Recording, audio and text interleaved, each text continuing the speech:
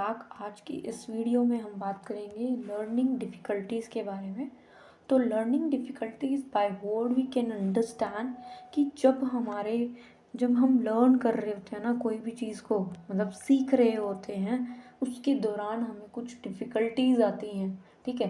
As a child we had a lot of difficulties while reading, while listening. हमें समझ नहीं आता teacher ने क्या बोला, या फिर टीचर की ही गलती कुछ होती है ना, वो अच्छे से कोई चीज़ को डिक्टेट नहीं कर पाता है, या फिर बच्चे को ही कंप्रीहेंड करने में, अंडरस्टैंड करने में कुछ मतलब इस तरह की बहुत सारी डिफ़िकल्टीज़ आती हैं किसी भी सब्जेक्ट को पढ़ने में। अब देखो, कुछ बच्चों को एब्स्ट्रैक्ट चीज़ें होती हैं जो कि फ्रैक्शंस होती हैं, लाइक कुछ एब्स्ट्रैक्ट चीज़ें होती हैं जो समझ में नहीं आती हैं बच्चों को।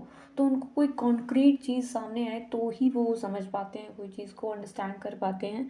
तो लर्निंग डिफ़िकल्टीज़ वो डिफ़िकल्टीज़ होती हैं जिसमें पढ़ने के दौरान, सब्जेक्ट में पढ़ने के दौरान, जब टीचर हमसे कोई चीज़ पूछता है कि हमें कितना समझ में आया, तो हम कितना उसको मतलब जवाब दे पाते हैं, कितना हम असेसमेंट हमारी हो पाती है, कितनी स्किल्स में हमारी डिफ़िकल्टीज़ आती है। चाहे वो सुनने में कॉम्प्रिहेंड नहीं कर पाना हो, चाहे किसी पिक्चर को देख के समझ नहीं पाना हो, या फिर एक्सप्रेशन में भी प्रॉब्लम आती है, लिखने में भी प्रॉब्लम आती है। कुछ बच्चों में स्पेसिफिक डिसऑर्डर्स होते हैं, जैसे कि हम स्पेशल चिल्ड्रंस देखते हैं जिसमें जिसमें बच्चों को डिसलेक्सिया, डिस्ग्राफिया, डिसकैलकुलिया, डिस्प्रैक्सिया, ये सब चीज़ें होती हैं जो कि ये स्पेसिफिक होती हैं, जो कि नेचुरली मेंटल लेवल पे डिसऑर्डर्स होते हैं।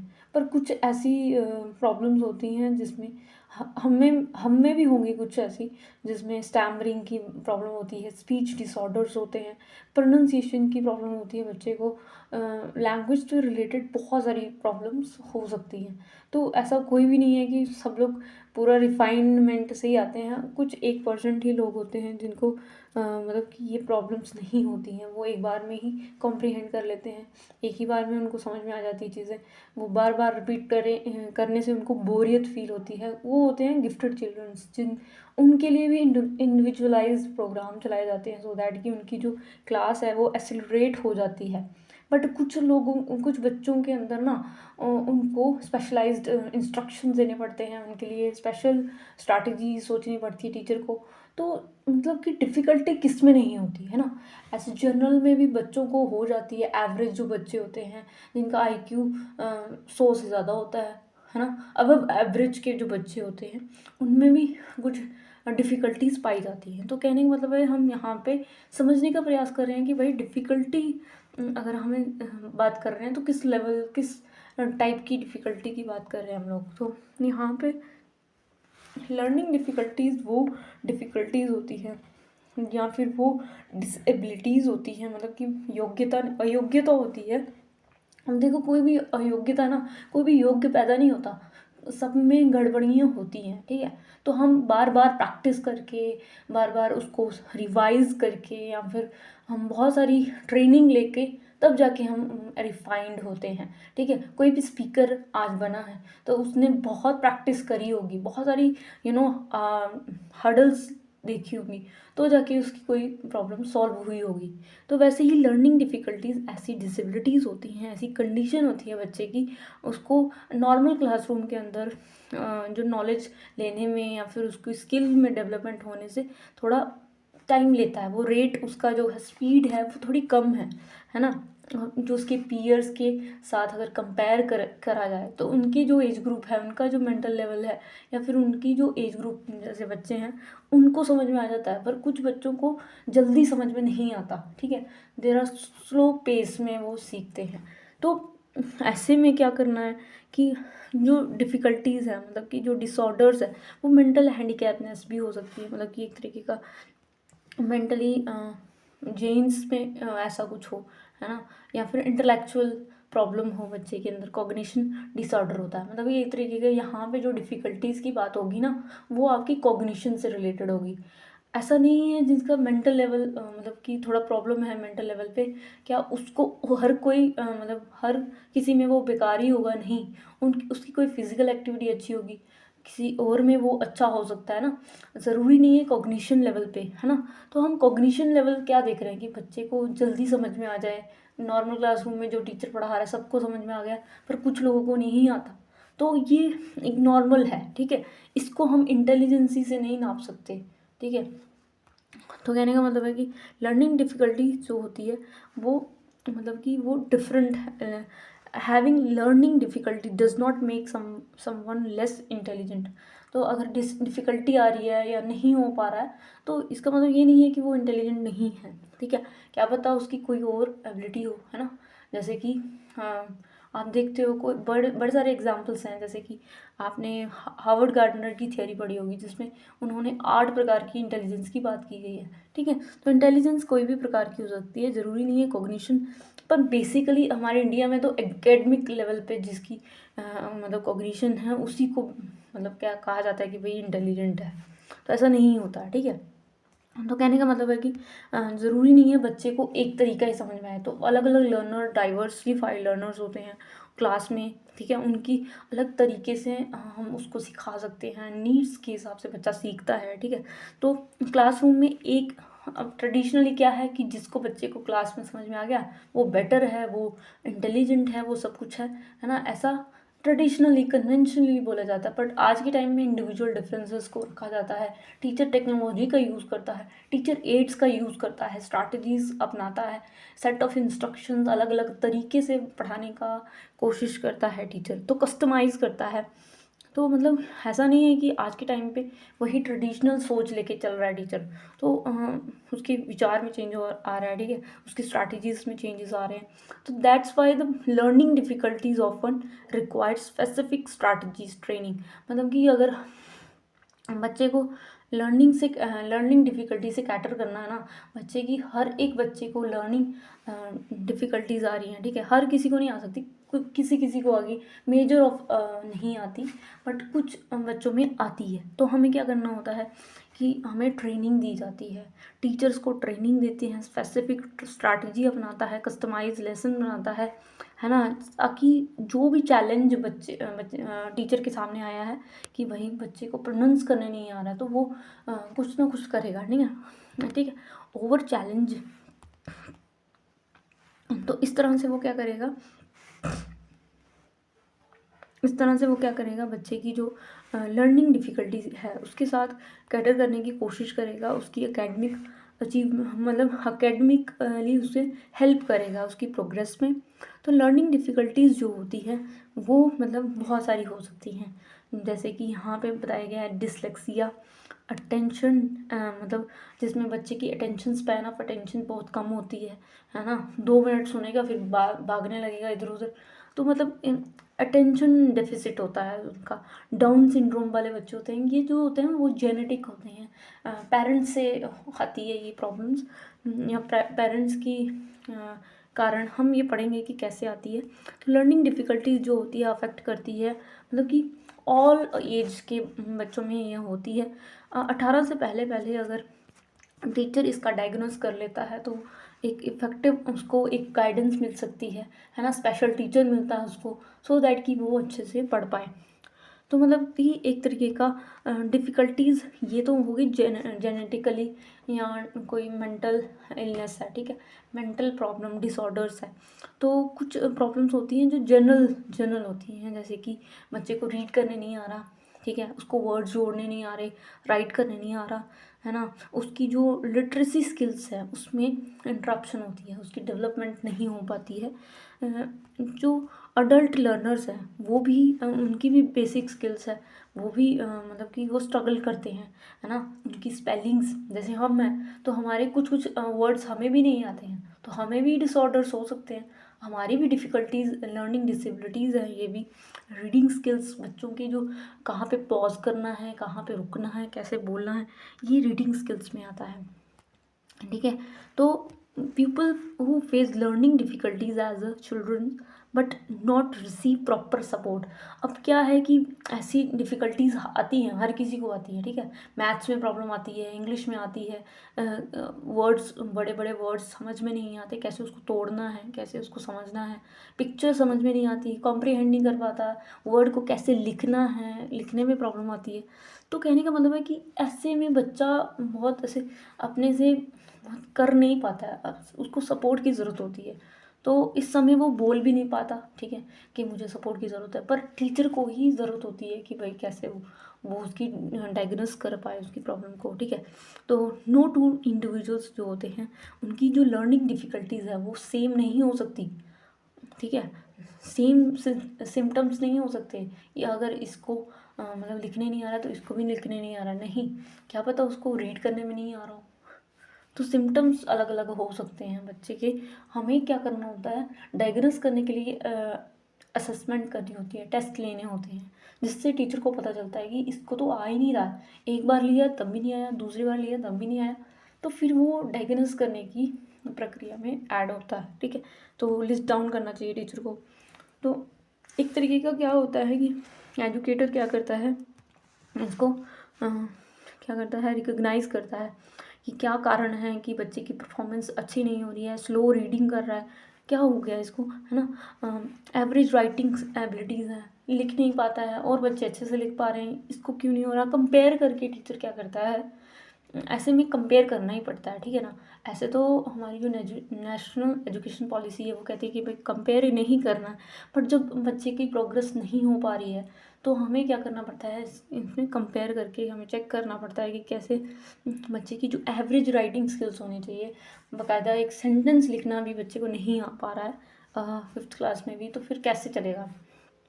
तो मतलब कुछ चीज़ें जो है वो अनडायग्नोस ही रह जाती हैं बच्चों की।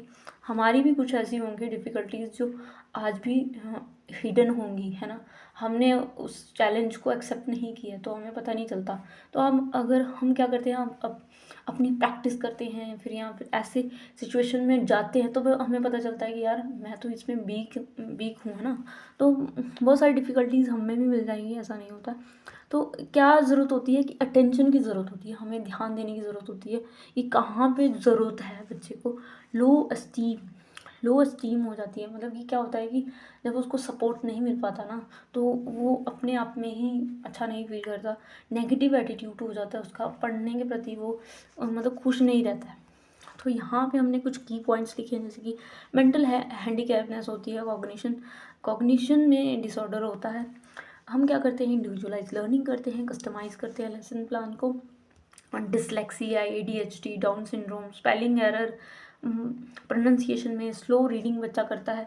बिलो एवरेज वाले जो होते हैं बच्चे, वो 75 आईक्यू वाले जो बच्चे होते हैं जिनको ऑक्यूपेशनल थेरेपी की ज़रूरत होती है, स्पीच थेरेपिस्ट की ज़रूरत होती है, साइकोलॉजिस्ट की ज़रूरत होती है। तो ये सारी चीज़ें जो है वो हमने देखनी है। तो कहने का मतलब है कि जो इसकी वजह से क्या होता है कि अगर बच्चे को सपोर्ट नहीं मिलता तो वो अपनी जो लर्निंग है उसके लिए वो नेगेटिव एटीट्यूड रखता है, उसके लिए उसका मन नहीं करता कि कैसे मैं पढ़ूँ या फिर मेरे को पढ़ना ही नहीं है ना। तो वो स्ट्रगल कर रहा है बच्चा। तो हमें क्या करना होता है, उसको इमोशनल सपोर्ट के साथ साथ हेल्प भी करनी पड़ती है ताकि वो रिफाइंड हो, उसकी जो स्किल्स हैं वो क्या पता वो अच्छा कर पाए अपनी लाइफ में।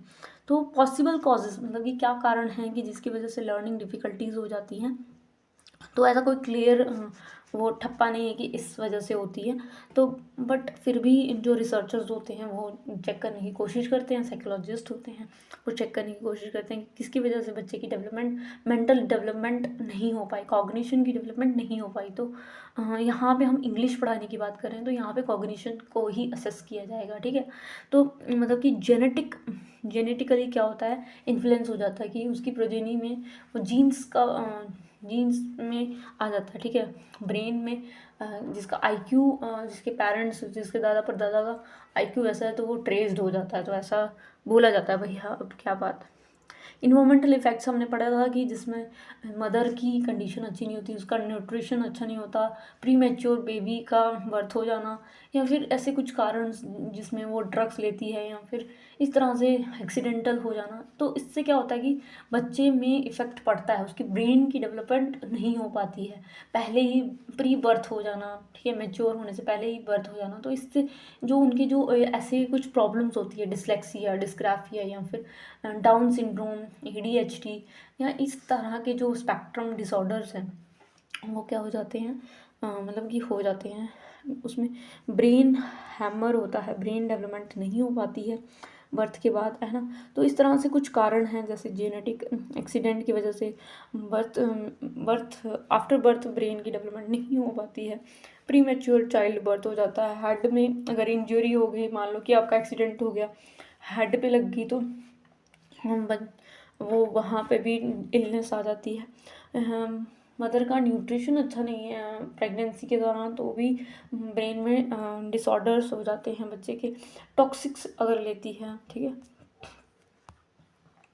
मतलब एक तरीके का क्या है कि इन्वायरमेंट के कारण और कुछ जेनेटिक कारण होते हैं जिसमें लर्निंग डिफ़िकल्टीज या फिर डिफेक्ट्स हो जाते हैं, डिसऑर्डर्स आ जाते हैं, और जो जो लर्निंग उनकी बढ़नी थी, है ना, कहते हैं ना इसका मोटा दिमाग है, इसकी तो मोटी बुद्धि है, तो मोटी बुद्धि ये सब नहीं बोलना चाहिए, उसकी हेल्प हो सके तो करनी चाहिए, बल्कि अगर हम किसी का मजाक बनाने बैठें तो हमारे साथ भी कुछ हो सकता है। तो ये तो एक एथिकल वैल्यू आपको दे दी मैंने। तो आगे बढ़ते हैं, टाइप्स ऑफ लर्निंग डिफ़िकल्टीज़। तो ये काफ़ी इंपॉर्टेंट है, पेपर में आपको यही लिखना है, ठीक है। तो टाइप्स क्या क्या हो सकते हैं, देखो, एक तो जर्नल होते हैं जो कि टीचर अपनी अपनी एफर्ट से क्या कर सकता है, इम्प्रूव कर सकता है ना, एक्स्ट्रा क्लासेस लगा के या फिर टीचर से मदद लेके, है ना, एक्स्ट्रा उसको असिस्ट करके, या फिर पर्टिकुलर स्पेसिफिक हर किसी, देखो बच्चा है तो उसमें बहुत सारी प्रॉब्लम हो सकती है, तो ऐसा नहीं है कि सारी प्रॉब्लम एक साथ ले ले टीचर, नहीं, उसकी कुछ स्पेसिफिक जो है प्रॉब्लम उसी को कैटर करे एक टाइम पे, ऑन द स्पॉट एक ही प्रॉब्लम को कैटर करे। तो सबसे पहले यहाँ पे टाइप्स पढ़ लेते हैं। तो भाई जो लर्निंग डिफ़िकल्टीज़ होती है ना, वो हिडन होती है, ऑब्वियसली सामने थोड़ा दिखती है तो वो हिडन ही होगी। उसको क्या करना होता है, हमें चेक करना होता है through the assessment assistive devices के थ्रू। कैसे, टेस्ट होते हैं, एक्सरसाइजेज होती हैं, रीडिंग टेस्ट, जैसे कि हमने पढ़े ही, कैसे बहुत सारे टाइप्स के टेस्ट होते हैं इंग्लिश में, जिसमें टीचर क्या करता है, असेस करता है उसकी प्रोनाउंसिएशन, है ना, लिस्टिंग स्किल्स और ये सभी। तो इससे क्या होता है कि पता चलता है कि एक बच्चे में कितनी डेवलपमेंट हो रही है, उसकी लर्निंग कितनी पॉसिबल हो पा रही है। तो एवरेज बच्चा या अबव एवरेज इंटेलिजेंस जो बच्चे होते हैं ना, उनकी हम क्या कर सकते हैं, डिफ़िकल्टी चेक कर सकते हैं, ठीक है। जो मतलब कि 75 IQ वाले होते हैं उनको प्रॉपर असिस्टेंस की ज़रूरत होती है, वो स्पेशल टीचर को रेफ़र किए जाते हैं, स्पेशल स्कूल में भेज दिए जाते हैं, फिर वो वहाँ से ट्रेनिंग लेके वो नॉर्मल स्कूल में आते हैं, मतलब इंक्लूजन होता है उनका। बट जो कुछ बच्चे होते हैं ना जो अबव एवरेज होते हैं या फिर एवरेज होते हैं, जो थोड़ी सी असिस्टेंस मिले टीचर की, तो वो थोड़े मतलब कोप अप कर सकते हैं जो अदर अबव एवरेज वाले बच्चे हैं उनके साथ। तो कहने का मतलब है कि जो अबव एवरेज इंटेलिजेंस वाले बच्चे हैं उनको कैटर करने के लिए, उनकी एकेडमिक लर्निंग चेक करने के लिए, तो क्या करते हैं कि टीचर अनएड्रेस रहती है उनकी जो एबिलिटीज़ होती हैं, ठीक है। तो हमें क्या करना है, उनकी जो जो गैप है उसको फिल करने के लिए क्या करना पड़ता है, मतलब कि हम उनकी डिफ़िकल्टीज़ को चेक करते हैं, ठीक है। तो कुछ बच्चों की कैटर हो पाती है क्योंकि इतनी ज़्यादा भीड़ होती है क्लास में, 40 बच्चे हैं, तो हर किसी की डिफ़िकल्टी टीचर पर्सनली चेक नहीं कर सकता, वो कुछ असिस्टिव टूल्स की मदद से और कोऑर्डिनेशन की मदद से तो वो चेक हो पाती है, नहीं तो नहीं हो पाती, आधों की तो रहती ही है, ठीक है। तो ठीक है, तो कहने का मतलब है कि जब अगर टीचर सबकी प्रॉब्लम्स को कैटर करना शुरू कर देगा तो मे बी डेफिनेटली कुछ अचीवमेंट होगी उसकी, बट नहीं कर पाता, ठीक है। तो कुछ की जो डिफ़िकल्टी है वो रिमेन रहती है, वो कुछ बच्चे रिसीव कर पाते हैं इन्फॉर्मेशन, कुछ नहीं कर पाते हैं। तो डिफ़िकल्टीज़ दो प्रकार की होती है, एक होती है वर्बल, बोलने में प्रॉब्लम आती है, कुछ होती है नॉन वर्बल, कि मतलब कि पिक्चर देख के भी नहीं समझ में आ रहा है, ठीक है, प्रोसेस नहीं कर पाता बच्चा, कोई विजुअल दिखाया टीचर ने, कोई पिक्चर दिखाई तो उसको समझ में ही नहीं आता है। कोई भी एब्स्ट्रैक्ट चीज़ है ना, जो मतलब कि जिसको हम टच नहीं कर सकते, जिसको सिर्फ हम समझ सकते हैं, कुछ जैसे कि फैमिली कॉन्सेप्ट हो गया, है ना, मैरिज, कुछ ऐसे मतलब कि जो जो हम समझ नहीं पाते हैं चीज़ों को, एब्स्ट्रैक्ट चीज़ें होती हैं, ठीक है। तो वो होती है नॉन वर्बल, और वर्बल होती है जिसमें हम रीड कर सकते हैं, ठीक है। बुक होती है, उसके थ्रू वन बाय वन हम रीड करते हैं। रीडिंग प्रॉब्लम आ जाती है बच्चे की, रुक रुक के पढ़ रहा है ना, एक ही सेंटेंस को बार बार पढ़ रहा है। तो ये हमारे साथ भी होता है, ऐसा नहीं है कि हम नहीं है, ठीक है। राइट राइट करने में प्रॉब्लम, कि जैसे कि वो जैसे प्रॉब्लम होती है कि ए अगर ऐसे लिखते हैं तो उल्टा ए लिख देगा, मतलब एक तरीके का बी ऐसे लिख रहा है तो बी ऐसा लिख देगा। तो इसमें राइटिंग में प्रॉब्लम आ रही है। स्पोकन में मतलब कि बोलते समय कुछ भी वर्ड, जैसे कुछ वर्ड होते हैं इंग्लिश, स को श बोलेंगे, इस तरह से क्या होता है कि बच्चे की जो प्रोनाउंसिएशन है उसमें भी डिफरेंस देखने को मिलता है। तो अगर टीचर बार बार उसको रिपीटेबली उसको चेक करता है कि अच्छा इसमें तो बच्चे में बार बार वही बोल रहा है वही बोल रहा है, तो वो क्या करता है, नोट डाउन कर लेता है, वो take a note of that particular disorder. तो हम क्या करते हैं, इस तरह से चेक करते हैं बच्चे की डिफ़िकल्टीज़। तो बच्चे के अंदर प्रॉब्लम हो सकती है रीड करने की, राइट करने की, है ना, बोलने की।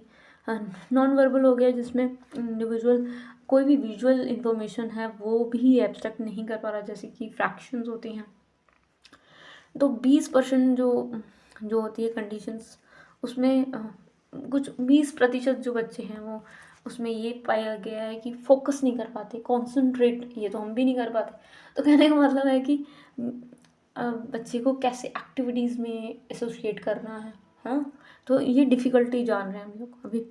तो कहने का मतलब है कि डिसलेक्सिया सबसे पहले जो डिसऑर्डर है वो डिसलेक्सिया का होता है, जिसमें बच्चे को रीड करते समय प्रॉब्लम होती है, फ्लुएंसी उसकी नहीं बन पाती है, ठीक है।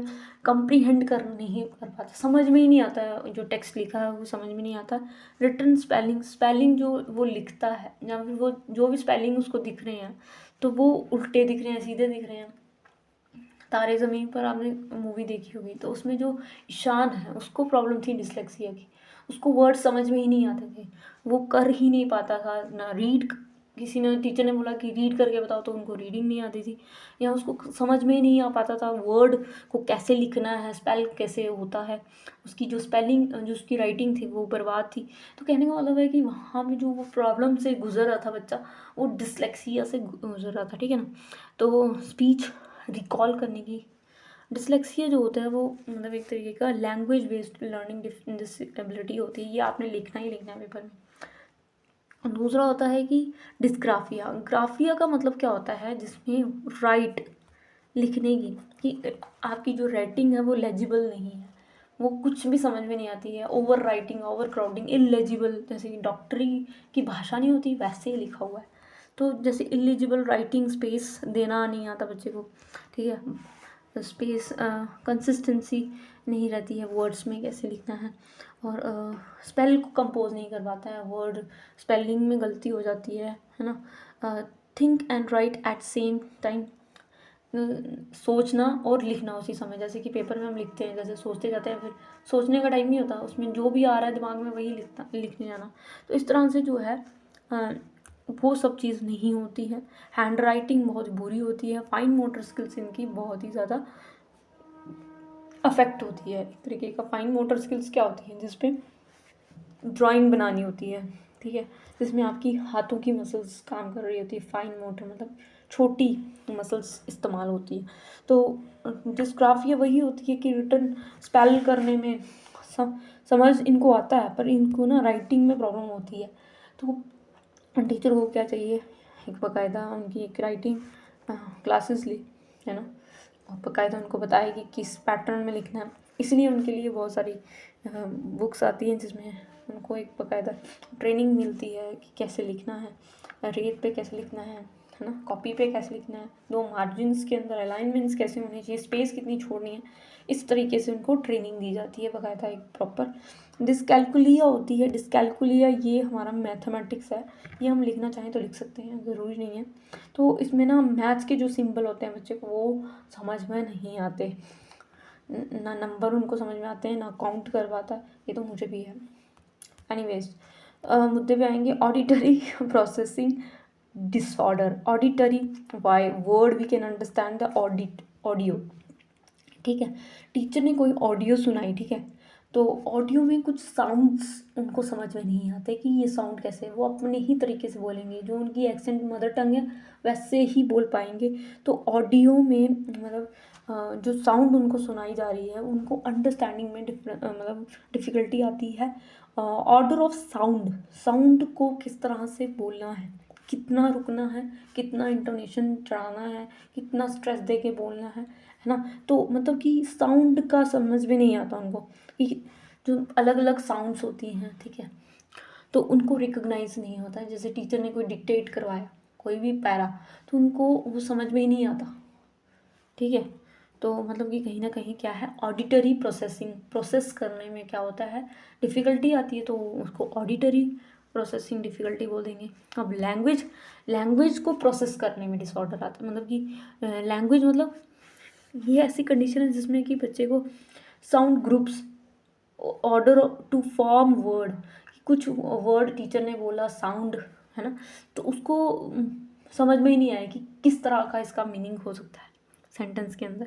तो मतलब एक तरीके का एक्सप्रेस भी नहीं कर पाता अपनी भाषा को, लैंग्वेज को एक्सप्रेस भी नहीं कर पाता और रिसीव भी नहीं कर पाता। टीचर ने कुछ बोला तो नहीं सुनाई दिया, या फिर सुनाई देता है इनको, पर ये मतलब समझ नहीं पाते क्या लिखना क्या है। नॉन वर्बल, नॉन वर्बल जिसमें बोलेगा नहीं, जिसमें वो देखेगा, है ना। तो जो भी वो देखेगा ना, कोई भी फेशियल एक्सप्रेशन टीचर ने बताया, ठीक है, ठीक है, और या फिर एक्शन बॉडी लैंग्वेज टीचर की, जैसे टीचर डांटता है तो समझ आता है ना बच्चा, तो ये कुछ बॉडी लैंग्वेज होती है। कुछ अगर थम्स अप दिखाया तो ये भी एक बॉडी लैंग्वेज होती है। कुछ भी वो समझ में नहीं पाता, बॉडी लैंग्वेज ही नहीं समझ में आती। नॉन वर्बल लर्निंग डिफ़िकल्टीज हो गई। तो इसमें विजुअल, स्पेशल या मोटर, सोशल स्किल्स में ऑल बी अफेक्टेड। मतलब कि बच्चे किसी और से बात करना भी पसंद नहीं करते, ऐसे बच्चे भी होते हैं। नॉन वर्बल मतलब बात ही करना पसंद नहीं है। विजुअल परसेप्चुअल या फिर विजुअल मोटर डेफिसिट, मतलब विजुअल क्या है, देखना, और मोटर मतलब कि देखने में ही दिक्कत आ रही है। हम किसी बच्चे, टीचर ने बोला कि इसको ड्रॉ करो, स्टेप बाय स्टेप दिखाया भी, फिर भी वो उनको डेफिसिट आ रहा है। विजुअल इन्फॉर्मेशन को भी वो एक्सेप्ट नहीं कर पा रहे हैं। मतलब कि वो ability to draw, copy, hand eye coordination, hand और आई का कोऑर्डिनेशन, कि जैसे हैंड, जैसे कि हम काजल लगाते हैं तो हैंड भी है उसमें और बराबर लगना चाहिए। हम आईने में भी देख रहे होते हैं, हैंड का भी आई कोऑर्डिनेशन है, साथ में चल रहा है काम, ठीक है। तो मतलब कि एक तरीके का दोनों साथ में नहीं कर पाते बच्चा। टीचर वहाँ टीचर को देखना, टीचर को ड्रॉ करते हुए देखना, और यहाँ पे ड्रॉ करना, दोनों साथ में नहीं हो पाता। पहले वो देख लेगा फिर वो उसको मतलब लिखेगा। तो उसमें ability to follow along text on the paper. Attention deficit hyper activity is not a consider a learning difficulty. Attention जो मतलब कि अटेंशन बच्चे की प्रॉब्लम आती है, बच्चा अटेंटिवली नहीं सुन पाता है कोई चीज़ को, ये हम भी नहीं सुन पाते हैं। हम इंसान, नॉर्मल इंसान जो होते हैं, जो टीचर्स होते हैं, वो खुद 5 मिनट से ज़्यादा किसी का लेक्चर नहीं सुन सकता। वो इसीलिए सुन रहा होता है कि उसको जवाब देना होता है उसके आंसर्स का। तो डेफिसिट्स ये तो नॉर्मल चीज़ है, लर्निंग डिफ़िकल्टीज़ में नहीं आता, है ना।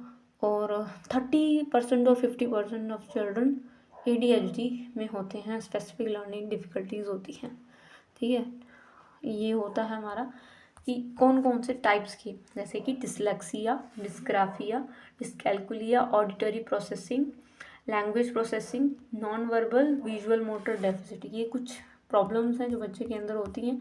हम लिख देंगे पेपर में।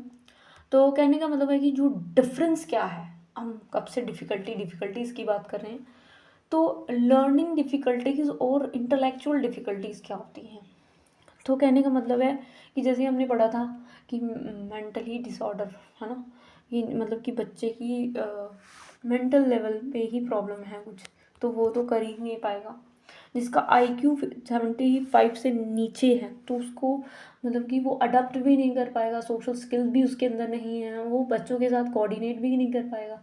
तो वो तो आइडेंटिफाई करके ही पता चलेगा। तो उसको हम बोल देंगे कि इंटेलेक्चुअल प्रॉब्लम्स हैं, इंटेलेक्चुअल डिसऑर्डर्स हैं। अगर हम बात करें कि लर्निंग डिफ़िकल्टीज़ हैं, जैसे कि थोड़ी बहुत प्रोनाउंसिएशन में बार बार ड्रिल टीचर करवाएगा तो वो भी उसकी करेक्ट हो जाएगी।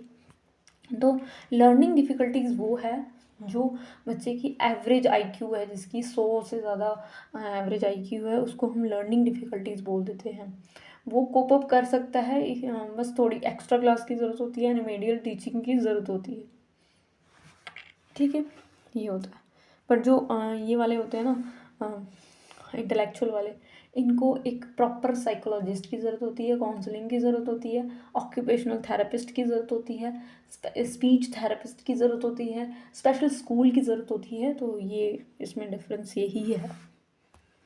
कॉमन जो हम देखते हैं, कॉमन क्या डिफ़िकल्टीज़ है, तो इंग्लिश पढ़ाते समय टीचर देखता है कि बहुत सारे बच्चे कंप्रीहेंड नहीं कर पा रहे हैं, समझने में प्रॉब्लम हो रही है, स्पेलिंग में दिक्कत आ रही है, बच्चे की स्पेलिंग हमेशा गलत हो रही है, राइटिंग में प्रॉब्लम आ रही है। तो क्या करता है टीचर, क्या करता है, बहुत सारे तरीके अपनाता है। तो जैसे कि ये तो प्रॉब्लम प्राइमरी है, डिसलेक्सिया, डिसग्राफिया, ये तो लैंग्वेज में प्राइमरी प्रॉब्लम है। तो ये तो आपने लिखनी ही नहीं, लिखनी ही लिखनी है, ठीक है। तो डिसलेक्सिया मतलब कि अटेंशन नहीं हो पाती, ऑर्गेनाइज नहीं कर पाता, तो ऑर्गेनाइजेशन स्किल्स की बहुत ही ज़्यादा कमी होती है ना। तो ये है, हाँ हमने ये पढ़ ही ली है, बार बार हम इसको डिस्कस नहीं करेंगे। तो जैसे कि प्रोसेस करना इन्फॉर्मेशन को, ग्राफ का मतलब क्या होता है, लिखने में प्रॉब्लम आती है तो डिस्ग्राफिया, लिखने में कोई डिफ़िकल्टीज आ रही है। अगर डिसलेक्सिया आया तो डिसलेक्सिया को, डिसलेक्सिया मतलब समझने में कोई प्रॉब्लम आ रही है, कॉम्प्रीहेंड करने में प्रॉब्लम आ रही है, कोई भी चीज़ उसको समझ में नहीं आ रही है, तो वो डिसलेक्सिया हो गया। डिस्ग्राफिया, यही हमने हैंड राइटिंग की प्रॉब्लम हो गई, इलेजिबल राइटिंग होती है, सही नहीं लिख पाता बच्चा, हमेशा उल्टा शब्द लिखेगा। तो जैसे कि प्रोसेस करने में, इंफॉर्मेशन को प्रोसेस करने में, बच्चे को समझने में दिक्कत आती है, तो ये प्रॉब्लम है। स्पैन, जो अटेंशन स्पैन है वो कम है बच्चे का, इजीली डिस्ट्रैक्ट हो जाते हैं, पुअर कॉम्प्रिहेंसिव पावर है, ये जर्नल है। ये प्रॉब्लम ऐसे भी कैटर कर सकता है टीचर उसको एक्स्ट्रा क्लासेस दे के, ठीक है। तो पुअर कॉम्प्रिहेंशन है, अच्छे से नहीं समझ पाता है वो, कोई भी टीचर एक बार समझाता है तो वो नहीं समझ पाता है, स्पैन ऑफ अटेंशन उसकी कम होती है क्लास में, है ना। तो टीचर को भी अपने मतलब वर्किंग में चेंजेस करने पड़ते हैं, जो वो पढ़ा रहा है उसमें तरीक़ों में अपनाना पड़ता है ना। तो प्रोसेस करने में एक्यूरेट प्रोसेस नहीं कर पाता, वीकनेस होती है, कोई भी चीज़ याद नहीं रख पाता, ठीक है। तो मतलब एक तरीके का साउंड में दिक्कत आना, कि कोई भी साउंड उसको सुनाई गई है, टीचर बोल रहा है तो उसकी कोई प्रोसेसिंग नहीं हो पाती। तो उनको मतलब कि कोई साउंड ऑडियो टीचर सुना रहा है तो उसमें भी उसको कोई समझ में नहीं आ रहा है कि कैसे वर्ड्स को प्रोनाउंस किया जा रहा है, उसकी जो फोनीम्स है वो उसको समझ में नहीं आती, फोनोलॉजिकल अवेयरनेस बच्चे को नहीं है, ठीक है। तो मतलब कि क्या करना होता है टीचर को पता है कि जैसे राइमिंग वर्ड्स होते हैं वो डिटेक्ट कर सके बच्चा, वो नहीं कर पाता, ठीक है। कोई भी पोएम होती है तो उसमें राइमिंग वर्ड्स होते हैं, ठीक है, राइमिंग वर्ड्स जो सिमिलर दिख रहे हैं तो वो डिटेक्ट नहीं कर पाता बच्चा, ये कॉमन प्रॉब्लम है, ठीक है। तो जैसे सेलेबल होते हैं, तो पेयर ऑफ वर्ड्स होते हैं जिसमें साउंड होती है, तो वो बच्चे को समझ में नहीं आती। Identify the phonemes, individual sound कैसे आएगी इसकी, जैसे पेयर में है तो कैसे आएगी, वर्ड को समझ में नहीं आता, उसके फोनीम्स, उसका साउंड सिस्टम नहीं समझ में आता। तो कहने का मतलब है कि बच्चे को फोनोलॉजिकल प्रॉब्लम आती है, मतलब कि साउंड, वर्ड के साउंड कैसे होगी, इसको एक्सेंट में कैसे बोलना है, इसको कैसे प्रैक्टिस करना है, टीचर ने करवाई नहीं होती है तो फिर कैसे वो आएगी। तो मतलब कि student with learning difficulties have poor phonological memory. तो एक बार टीचर ने बताया कि इसको ऐसे प्रोनाउंस करना, तो एक बार में तो किसी को नहीं आता, तो क्या करेगा टीचर, बार बार उसकी फोनोलॉजिकल अवेयरनेस को बढ़ाएगा, ठीक है। स्टूडेंट उनकी कुछ बच्चों की मतलब होती नहीं है, अगर 20 बार भी पढ़ा दे तब भी उनको नहीं आता, तो उनको एक अटेंशन की ज़रूरत होती है। रिकॉलिंग द वर्ड भूल जाते हैं, कंफ्यूज करते हैं कुछ वर्ड्स, साउंड कुछ वर्ड्स की सेम होती है तो वो बच्चे को समझ में नहीं आती, मीनिंग उसका अलग हो जाता है। तो कहने का मतलब है कि ये कुछ प्रॉब्लम्स है जो कि हम देखते हैं। जब ये जो प्रॉब्लम्स होती है ना, डिसलेक्सिया और डिस्ग्राफिया, ये दोनों ही अगर पाए जाएँ बच्चे के अंदर, ना वो लिख पा रहा है और ना ही वो समझ पा रहा है किसी चीज़ को, तो उसको हम क्या कहते हैं, रैन रैपिड ऑटोमेटाइज नेमिंग, ठीक है। It requires individual quickly. तो मतलब कि इसको इनिशियल डेज में बच्चे के जो मतलब कि वो जैसे वो प्रोसीड हो रहा है, ग्रेड से चेंजेस हो रहे हैं उसके, तो पहले ही डिटेक्ट कर ले टीचर, आइडेंटिफाई कर ले उसकी डिसऑर्डर्स कि किस में इसकी प्रॉब्लम आ रही है, ठीक है। तो नंबर ऑफ थिंग्स होती हैं, नंबर ऑफ वेज होते हैं जिससे टीचर चेक करता है, लेटर्स चेक करता है, नंबरिंग कैसे करना है, कलर करना किसी ऑब्जेक्ट को कि वो कैसे कर रहा है, ठीक है। उसकी लर्निंग डिफ़िकल्टीज जैसे डिस्ग्राफिया हो गया कि कैसे हम चेक कर सकते हैं कि इसके अंदर है, तो मतलब कि कंपेयर करना औरों के साथ कि क्या बच्चे में क्या इसको ही प्रॉब्लम है या फिर औरों को भी है। तो कंपेयर करके टीचर क्या करता है, कंपेयरिंग जो है यहाँ पे करनी पड़ती है, सो दैट कि जल्द से जल्द बच्चे की डिटेक्शन हो पाए, कि डिटेक्ट कर पाए कि सच में प्रॉब्लम है या नहीं। क्विकली, लॉन्ग टर्म मेमोरी में, शॉर्ट टर्म मेमोरी, ठीक है। तो कहने का मतलब है कि एक तरीके का जल्द से जल्द हम क्या करें, बच्चे की प्रॉब्लम को चेकआउट करें, ठीक है। और हम देख सकते हैं कि ऑर्थोग्राफिक प्रोसेसिंग, ऑर्थोग्राफिक क्या होती है, sounding out common words and should be memory, leading to the choppy and laborious style of decoding। मतलब डिफ़िकल्टी है बच्चे को नॉलेज अप्लाई करने में, रूट वर्ड कहाँ से आया डिकोड नहीं कर पाता, वेरिएशंस होती हैं, कंफ्यूज रहता है। तो ये ऑर्थोग्राफिक प्रोसेसिंग मतलब कि लेटर रिवर्स में दिखते हैं, रिकग्नाइज नहीं कर पाता वर्ड्स को, तो ऑर्थोग्राफी हो गया। लैक, इससे क्या होता है ना, डिफ़िकल्टी से बच्चे को नहीं आ रहा होता कुछ भी, तो उनको जो मोटिवेशन है उसकी वो गिर चुकी होती है, लर्निंग लैक ऑफ लर्निंग होती है, सेल्फ कॉन्फिडेंस की धज्जियाँ उड़ चुकी होती है उनकी, सेल्फ एक्सपेक्टेशन जो है वो बिल्कुल कम होती है। वो तो लगता है कि मैं तो कर ही नहीं पाऊँगा, मैं तो ऐसा ही हूँ, मैं तो वैसे ही हूँ, मैं तो पोर हूँ। तो इस तरह से बच्चा अपने आप को जज करता है, सेल्फ एक्सपेक्टेड मतलब उसको अपने आप से कोई उम्मीद नहीं होती, वो मेहनत करना ही नहीं चाहता क्योंकि उसको पता है कि मैं तो कुछ कर ही नहीं पाऊँगा। तो मतलब एक तरीके का डीमोटिवेट हो जाता है बच्चा अपनी ही डिफ़िकल्टीज़ को देखते हुए। हालांकि इसको काउंसलिंग की ज़रूरत होती है कि टीचर उसको काउंसल करे, बताए, इमोशनल सपोर्ट दे। वीक प्रॉब्लम सॉल्वर मतलब कि पता क्या होता है, इससे वो मतलब कि प्रॉब्लम सॉल्विंग नहीं कर पाता, अपनी कोई भी प्रॉब्लम, पर्सनल प्रॉब्लम्स होती है वो भी सॉल्व नहीं कर पाता। फेल टू ग्रास्प इन्फॉर्मेशन, उसको जल्द से जल्द कोई भी इन्फॉर्मेशन ग्रास्प नहीं होती, जैसे कि एंजाइटी होने लगती है, फेयर होता है कि मैं तो कर ही नहीं पाऊँगा। जैसे कि मैथ्स होता है, बच्चों को मैथ्स से भी डर लगता है, तो कुछ टीचर ने पढ़ाया उसको कुछ समझ में नहीं आया, उस समय वो नेगलेक्ट कर देता है, चलो नहीं आया तो कोई बात नहीं, बाद में सीख लेंगे। जब पेपर के पास उसको थोड़ा एंजाइटी होना शुरू हो जाती है, फियर्स होना शुरू होते हैं। तो कहने का मतलब है कि उसको इफ़ेक्टिवली अगर उसको सिखाना है तो वो डायग्नोस पहले ही करना पड़ता है टीचर को, कंटिन्यूसली उसकी एवेलुएशन अपॉर्चुनिटी थ्रू से हमें क्या करना चाहिए, उसकी जो भी डिफ़िकल्टीज़ हैं उसको रिमूव कर देना चाहिए, ताकि उसको जब वो पेपर जज करने के लिए उसके लिए सामने पेपर आए तो वो फील कंफर्टेबल करे कि यार ये तो मुझे आता है। तो मतलब कि बच्चे को एब्स्ट्रैक्ट जो भी कॉन्सेप्ट्स होते हैं ना, जो मतलब कि जिसको हम डिस्क्राइब नहीं कर सकते, है ना, फिलोसॉफिकल चीज़ें होती हैं वो समझ में नहीं आती, कॉन्क्रीट वे में नहीं, उनको कॉन्क्रीट चीज़ दिखाओगे तो ही उनको समझ में आती है। तो मतलब कि कहीं ना कहीं कोई भी एब्स्ट्रैक्ट कॉन्सेप्ट है उसको समझने में प्रॉब्लम होती है ना। जैसे कि एब्स्ट्रैक्ट, जैसे कोई भी प्रोज है तो उसमें लिटरेरी अप्रिसिएशन बच्चे को सिखाना, सिमिली, मेटाफर, ये सब चीज़ें जो है उसको प्रॉब्लम आती है, ठीक है। तो fail to transfer knowledge related learning area appropriately. तो मतलब कि जो मतलब जो नॉलेज ट्रांसफ़र करना होता है, मतलब कि एक अगर मेरे को कुछ आता है तो मैं किसी और को बताऊंगा, वो तो कर ही नहीं पाएगा। उसको खुद ही नहीं आया तो वो कैसे किसी को कर पाएगा, वो कोशिश ही नहीं कर पाता। नेक्स्ट इसमें आता है need more time to complete.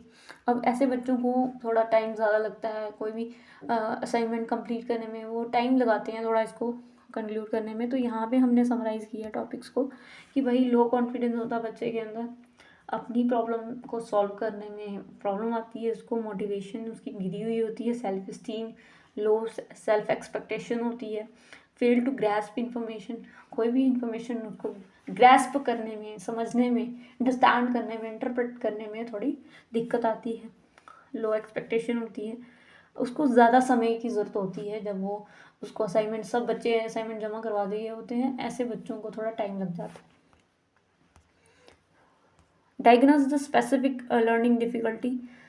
तो अब जो है इसकी जो स्पेसिफिक लर्निंग डिफ़िकल्टी है, ये तो होगी जनरल प्रॉब्लम्स की, बच्चे को लो एस्टीम हो गया, नहीं आ रहा है, नहीं समझ में आ रहा है ना। ऑर्थोग्राफिक प्रोसेसिंग में दिक्कत आती है, रिकग्निशन में प्रॉब्लम आ रही है, लेटर को समझने में प्रॉब्लम आ रही है, ठीक है। डिसलेक्सिया, डिस्ग्राफिया कुछ लर्निंग डिफ़िकल्टीज़ हैं। साउंड को अरेंज करने में, साउंड की अरेंजमेंट नहीं आ रही है, कंफ्यूज है, सीक्वेंस नहीं पता चल रहा, अटेंशन में दिक्कत है, मतलब 2 मिनट में डिस्ट्रैक्ट हो जाता है। स्पेसिफिक डिफ़िकल्टीज़ होती हैं जैसे कि मेमोरी थोड़ी वीक है, कोई भी चीज़ जल्दी जल्दी समझ में नहीं आती, कॉम्प्रिहेंड करने में प्रॉब्लम आती है। तो ये कुछ जो है वो हमारी क्या है, जर्नल है, मतलब कि ये तो सब में ही होती है, हम में भी कहीं ना कहीं हम किसी चीज़ को जल्दी ग्रैस्प नहीं कर पाते, हमें 2-3 बार उसको देखना पड़ता है तब जाके हमें कोई चीज़ आती है।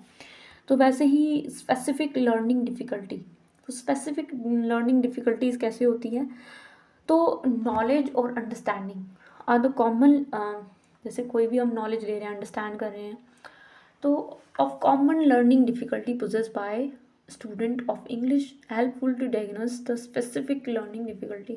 तो बच्चे का नॉलेज एसेस करने के लिए उसकी अंडरस्टैंडिंग कितनी है, तो क्या करते हैं कि लर्निंग डिफ़िकल्टीज तो उसको आती हैं जब वो लैंग्वेज पढ़ता है। तो कोई भी चीज़ को स्पेसिफिक डायग्नोज करने के लिए टीचर क्या करता है, तो बहुत सारी तरीके होते हैं, मतलब कि असेसमेंट से थ्रू पता चलता है इसका जो परफॉर्मेंस है ड्यूरिंग दिस क्लास तो कम है। तो क्या करता है कि टीचर क्या करता है, टीचर ऐसा वेल ऑब्जर्व होना चाहिए, उसको ऑब्जर्वेशन स्किल्स होनी चाहिए उसके अंदर, और मतलब कि उसके पास first hand the struggle and challenges of the student in academic era. मतलब कि जो एकेडमिक एरिया है बच्चे का, उसकी जो लैंग्वेज में जो ग्रामर स्किल्स होनी चाहिए, कॉम्प्रिहेंशन स्किल्स होनी चाहिए, कम्युनिकेशन स्किल्स होनी चाहिए, उसमें ताका जाकी करते रहना चाहिए। मतलब कि एक तरीके का उसको पूरा पता होना चाहिए कि किस बच्चे को क्या प्रॉब्लम आती है। तो मतलब कि टीचर टीचर ऐसा ऑब्जर्वर होगा तो ही वो पता कर पाएगा कि इसमें प्रॉब्लम है बच्चे को, ठीक है। तो जब उसको पता चल गया कि कुछ बच्चों में प्रॉब्लम है, तो it is important to diagnose. तो एक्चुअल डायग्नोज कैसे होता है, ठीक है। अगर नॉर्मल डायग्नोज है तो टीचर खुद थोड़ी सी मदद करके पुश करके बच्चे को आगे ले आएगा, बट टीचर को चाहिए कि उसको रेफ़र करे किसके साथ, स्पेशलिस्ट के साथ। जैसे स्पेशलिस्ट कैसे हो सकते हैं, जैसे ये नंबर ऑफ चीज़ें हैं यहाँ पे हमने ये रटनी है। साइकोलॉजिस्ट होते हैं, साइकोलॉजिस्ट जो कि थेरेपी देते हैं, ठीक है। डेवलपमेंट कैसे होगी बच्चे की, एजुकेशन हम इसमें कैसे दे सकते हैं।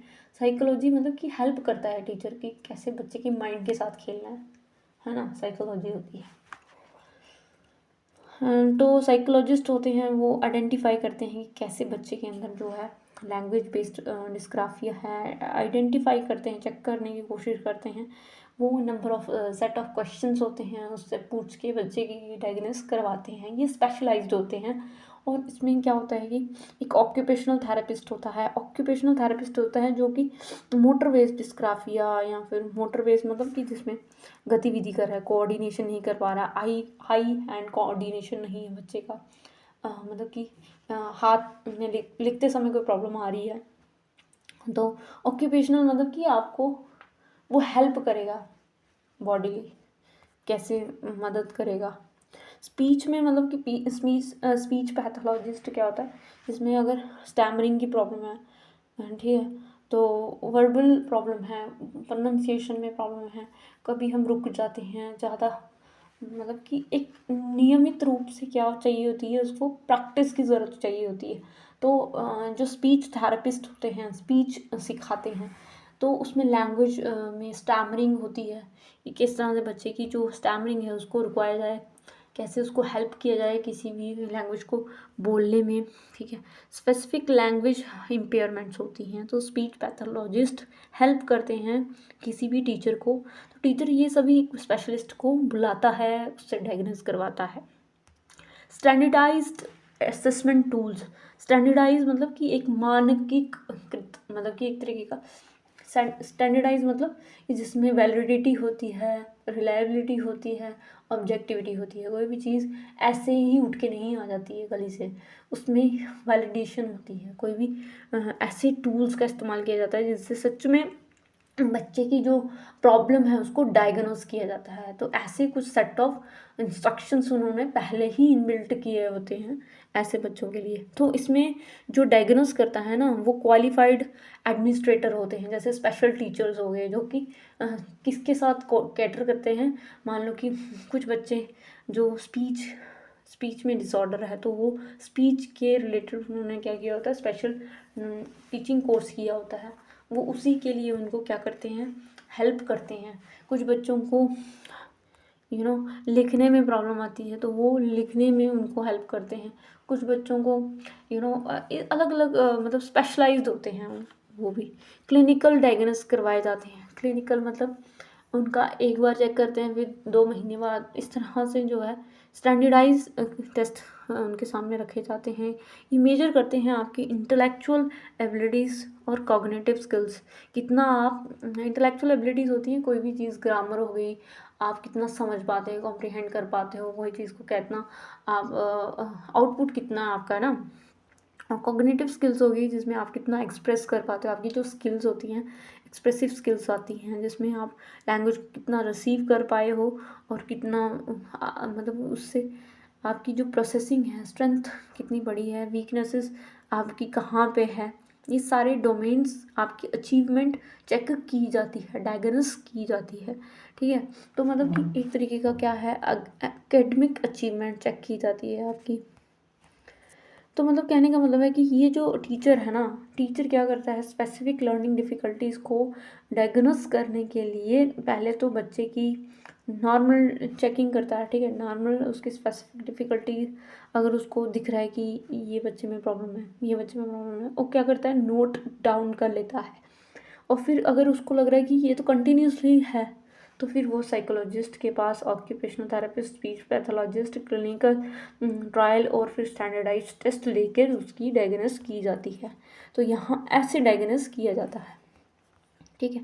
तो इस समय क्या करना होता है, टीचर को क्या करना होता है, नोट करना होता है कि यहाँ पे प्रॉब्लम है, टेक नोट, ठीक है।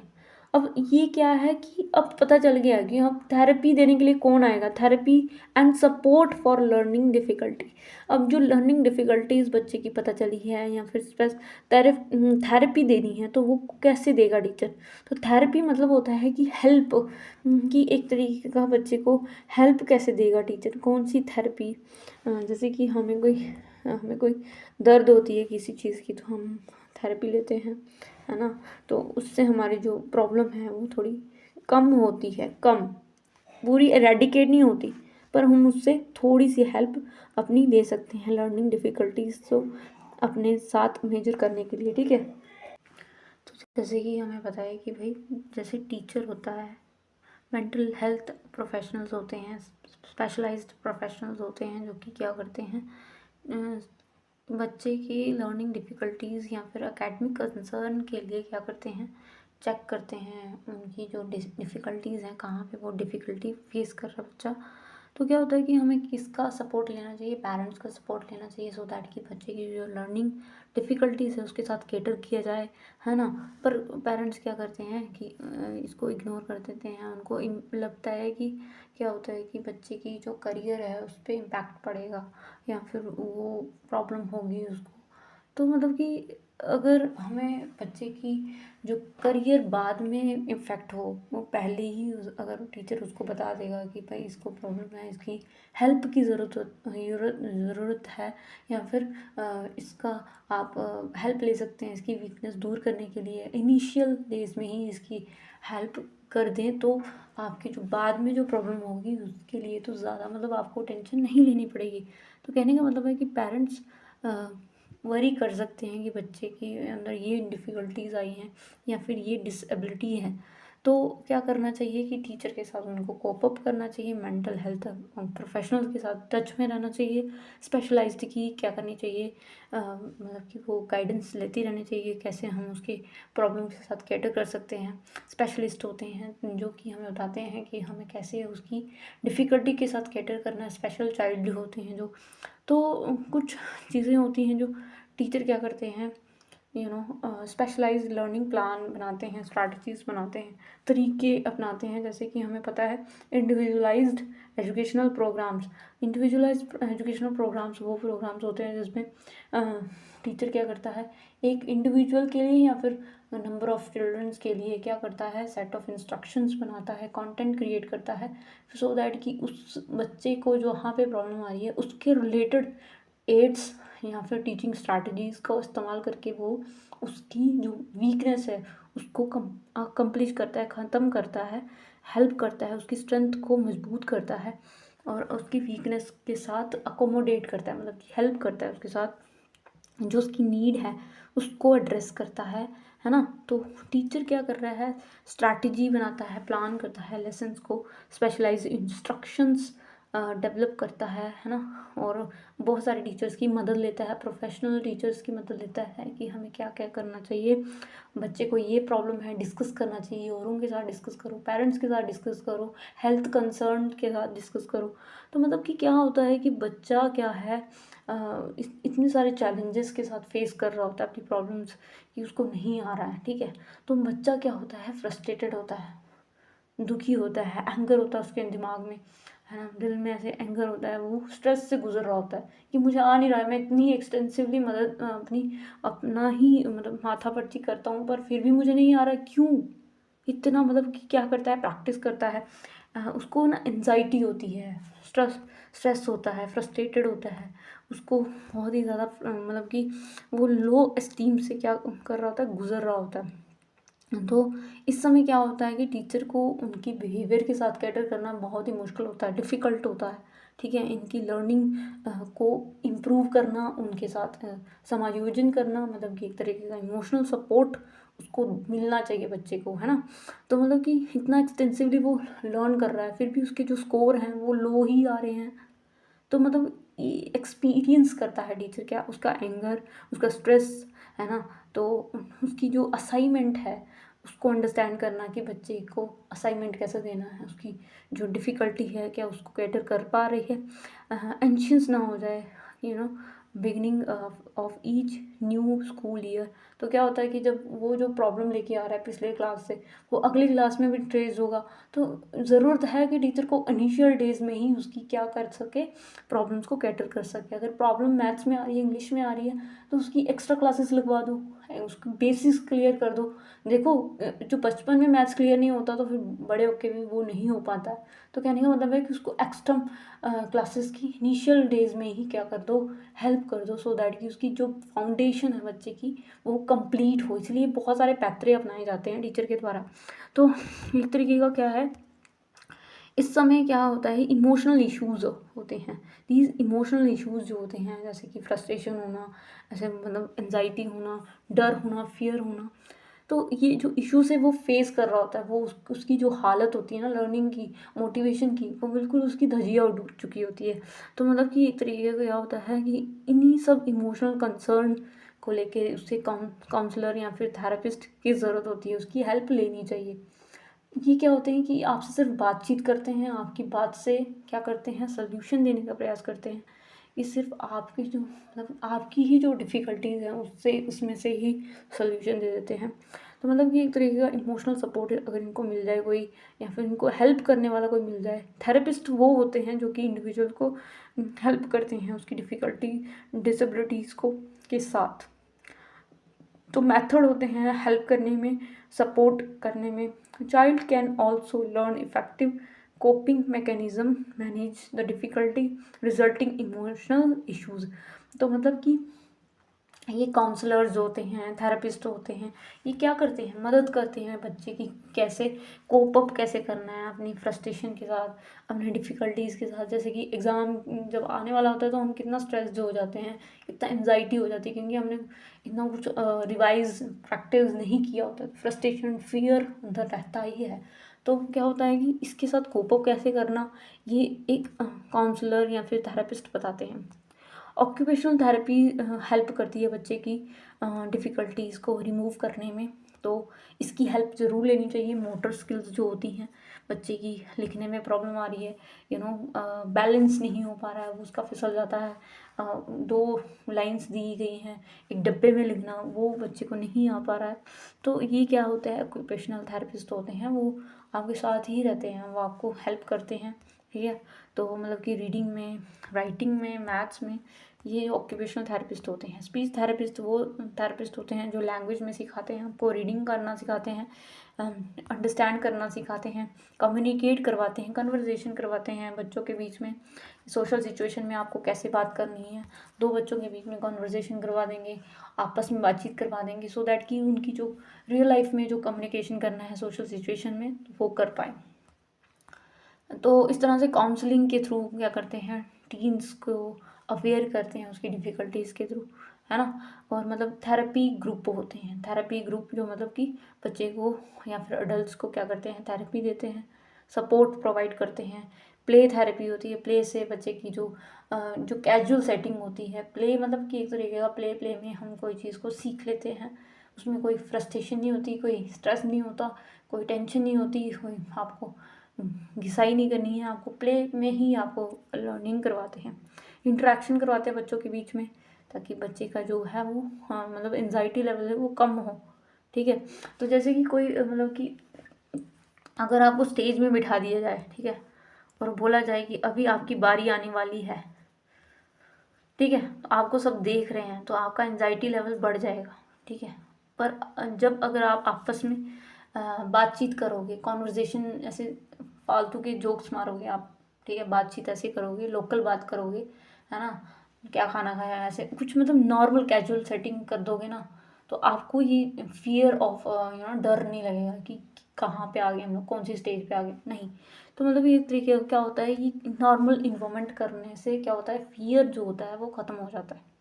ठीक है, तो ये होता है एक तरीके का, जैसे कि कुछ बच्चे होते हैं स्टेज फियर होता है उनको, स्टेज फियर मतलब कि स्टेज पे चढ़ते ही उनको कुछ होने लगता है ना, तो या तो वो रुक जाएंगे या तो फिर वो शाय फील करते हैं कि, तो इससे क्या होता है कि हमें क्या करना होता है, उसको फेस करने के लिए हमें कैजुअल सेटिंग में, नॉर्मल नेचुरल वे में, अकेले में, जैसे हम बोलते हैं ना हमें कैमरा फियर है, तो कैमरे में हम जाने से रुक मतलब ऐसे फियर फील करते हैं, एनजाइटी होती है हमें, तो हम क्या करते हैं कि कोशिश करते हैं कि इसका फियर जो है बच्चे का दूर हो। तो ऐसे ही क्या करते हैं, तरीके हैं।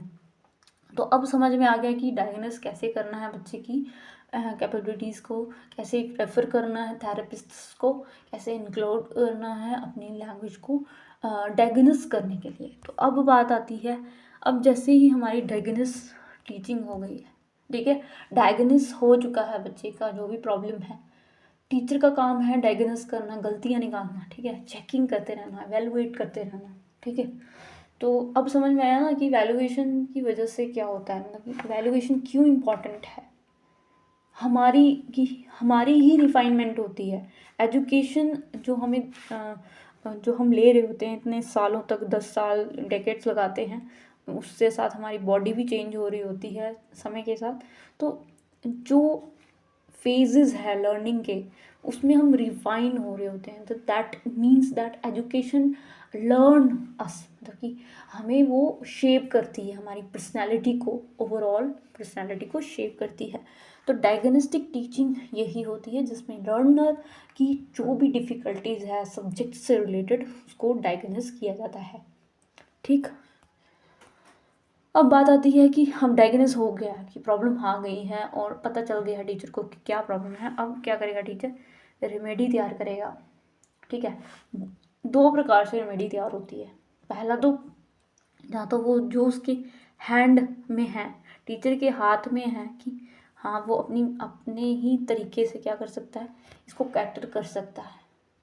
जो चीज़ उसके हाथ के बाहर चली गई, मतलब कि कुछ बच्चे होते हैं ऑक्यूपेशनल थेरेपिस्ट को रेफ़र किया जाता है सो दैट कि बच्चे की जो प्रॉब्लम, अदर प्रॉब्लम्स है उसको कैटर किया जाए, तो वो रेफ़र कर देते हैं स्पेशल स्कूल में। ठीक है, तो रिमेडियल टीचिंग वो टीचिंग होती है जिसमें जो भी आइडेंटिफाई किया गया है लर्निंग डिफ़िकल्टीज़ को, उसमें नेसेसरी हेल्प, बच्चे की ज़रूरत के हिसाब से हेल्प देना, असिस्ट करना, उसको गाइडेंस देना। ठीक है, डायरेक्ट करना, काउंसिल करना एक तरीके का बेसिक फीचर है टीचर की लाइफ का। तो मतलब एक तरीके का जो भी एरियाज़ हैं उसको ओवरकम करना, उसकी जो प्रॉब्लम है, जो भी डिफ़िकल्टीज़ आई है उसको कैटर करने के लिए स्पेशल क्लासेस का अरेंजमेंट करना, ये सारा का सारा टीचर का काम होता है। और इससे क्या करता है टीचर, रिमेडियल इंस्ट्रक्शन से बच्चे की जो जो भी प्रॉब्लम्स होती हैं, ठीक है, रिमेडियल क्लास जो होती है वो इम्प्रूव करती है बच्चे की जो लर्निंग स्किल्स हैं, जो भी डिफ़िकल्टी आई है स्किल में प्रॉब्लम है कोई भी, तो उसको कैटर करने में मदद करती है टीचर, इम्प्रूव करती है स्किल्स को। और रिमेडियल टीचर जो है वो टीचिंग होती है वो इंडिविजुअलाइज्ड होती है, इंडिविजुअल को मिलती है। ठीक है, सब्जेक्ट स्पेसिफिक एरिया को लेके चलती है और एक्स्ट्रा सपोर्ट टीचर देता है उस बच्चे को। क्लासरूम में तो पढ़ाता ही है टीचर, वो एक्स्ट्रा जैसे कि रिसेस में पढ़ा दिया, एक्स्ट्रा क्लास लगा ली, है ना, रिसेस टाइम में। ठीक है, क्लास से पहले पढ़ा दिया थोड़ा, क्लास के बाद पढ़ा दिया, इस तरह से टीचर हेल्प कर सकता है। इंडिविजुअलाइज टीचिंग होती है, बच्चे की जो डिफ़िकल्टी है सब्जेक्ट एरियाज़ में, जो स्ट्रगल कर रहा है बच्चा, उसके साथ कैटर किया जाता है। ऑब्जेक्टिव्स क्या होते हैं, इसका क्या उद्देश्य क्या होता है रिमेडियल टीचिंग का, मतलब कि रेमेडी दी जा रही है तो उसका उद्देश्य यही होगा ना कि बच्चे की जो स्किल्स है, जो भी उसकी डिफ़िकल्टीज़ आ रही हैं, लर्निंग सपोर्ट देना बच्चे को, ताकि वो जो अगर पीछे रह रहा है तो वो काउंटर पार्ट में टीचर क्या करेगा, उसकी हेल्प करेगा। ठीक है, तो ऐसा करिकुलम स्ट्रैटेजी बनाएगा ताकि बच्चे को एक प्रैक्टिकल एक्सपीरियंस मिले, और इन्हेंस करके और उसकी नीड्स के हिसाब से, बच्चे की जो नीड्स हैं उसके हिसाब से वो प्रोग्राम तैयार करेगा और इंटेंसिवली क्या करेगा, उसको हेल्प करेगा, पर्सनलाइज्ड हेल्प करेगा, अटेंशन देगा उसको। ठीक है, और उसको हेल्प करेगा कि ताकि उसका कॉन्फिडेंस जो पढ़ाई के प्रति है, लर्निंग के प्रति है, वो मोटिवेट हो और पढ़ने की कोशिश करे, इफ़ेक्टिवनेस उसकी इंक्रीज़ हो। देखो कुछ बच्चे जो होते हैं वो कर लेते हैं मदद, मतलब उसको थोड़ा हेल्प की ज़रूरत होती है तो टीचर की हेल्प से वो और इफ़ेक्टिव हो जाते हैं, औरों से अधिक हो जाते हैं। तो मतलब ये टीचिंग जो प्रोसेस है, इसकी टीचिंग प्रोसेस एक सिस्टमैटिक ट्रेनिंग दी जाती है जिसमें बच्चे की जो इंटरपर्सनल स्किल्स, ना सिर्फ बच्चे की एकेडमिक बल्कि आपस में कैसे बात करना है, व्यवहार में कैसे सुधार आता है, बच्चे को मोटिवेशन आती है, लर्निंग होती है, रीइंफोर्स होता है, बच्चा कम्युनिकेट कर पाता है, प्रॉब्लम सॉल्व कर पाता है, जो चीज़ें उसकी प्रॉब्लम में आ रही, डायग्नोस में आ रही थी, वो सारी की सारी एक पॉजिटिव एटमॉस्फेयर मिलने से क्या होता है, चेंज हो जाता है, सेल्फ मैनेज करना शुरू कर देता है, सेल्फ लर्न करना है, इंडिपेंडेंटली कोई भी चीज़ को समझने की कोशिश करता है, टीचर उसको सपोर्ट प्रोवाइड करती है, ना सिर्फ उसको एकेडमिकली सपोर्ट करती है बल्कि इमोशनल भी सपोर्ट टीचर करता है, पर्सनलाइज अटेंशन टीचर की मिल रही होती है, इससे वो मोटिवेट होता है और सीखने में, पॉजिटिव एटीट्यूड में उसका परिवर्तन हो जाता है, तो वैल्यू सीखता है कैसे हमें इस तरह से बच्चे को प्रिपेयर किया जाता है कि फ्यूचर में वो करियर जो भी बात करे तो उसके लिए वो एक्साइटेड रहे। ये नहीं है कि लो आईक्यू है मेरा, मैं तो नहीं कर पाऊँगा, मैं तो ऐसा हूँ, मैं तो अनपढ़ हूँ, मतलब एक तरीके का क्या है, नेगेटिव अपने आप को विचार देना। तो टीचर का काम होता है उसको पॉजिटिवली उसको अप्रिशिएट करना, तो कर सकता है ना। तो एक तरीके का क्या है, बहुत सारे प्रिंसिपल्स होते हैं जिसकी हेल्प से क्या कर सकता है टीचर, उनकी लर्निंग डिफ़िकल्टीज़ को कैटर कर सकता है। तो सबसे पहले तो यही है कि टीचिंग प्रिपरेशन करेगा।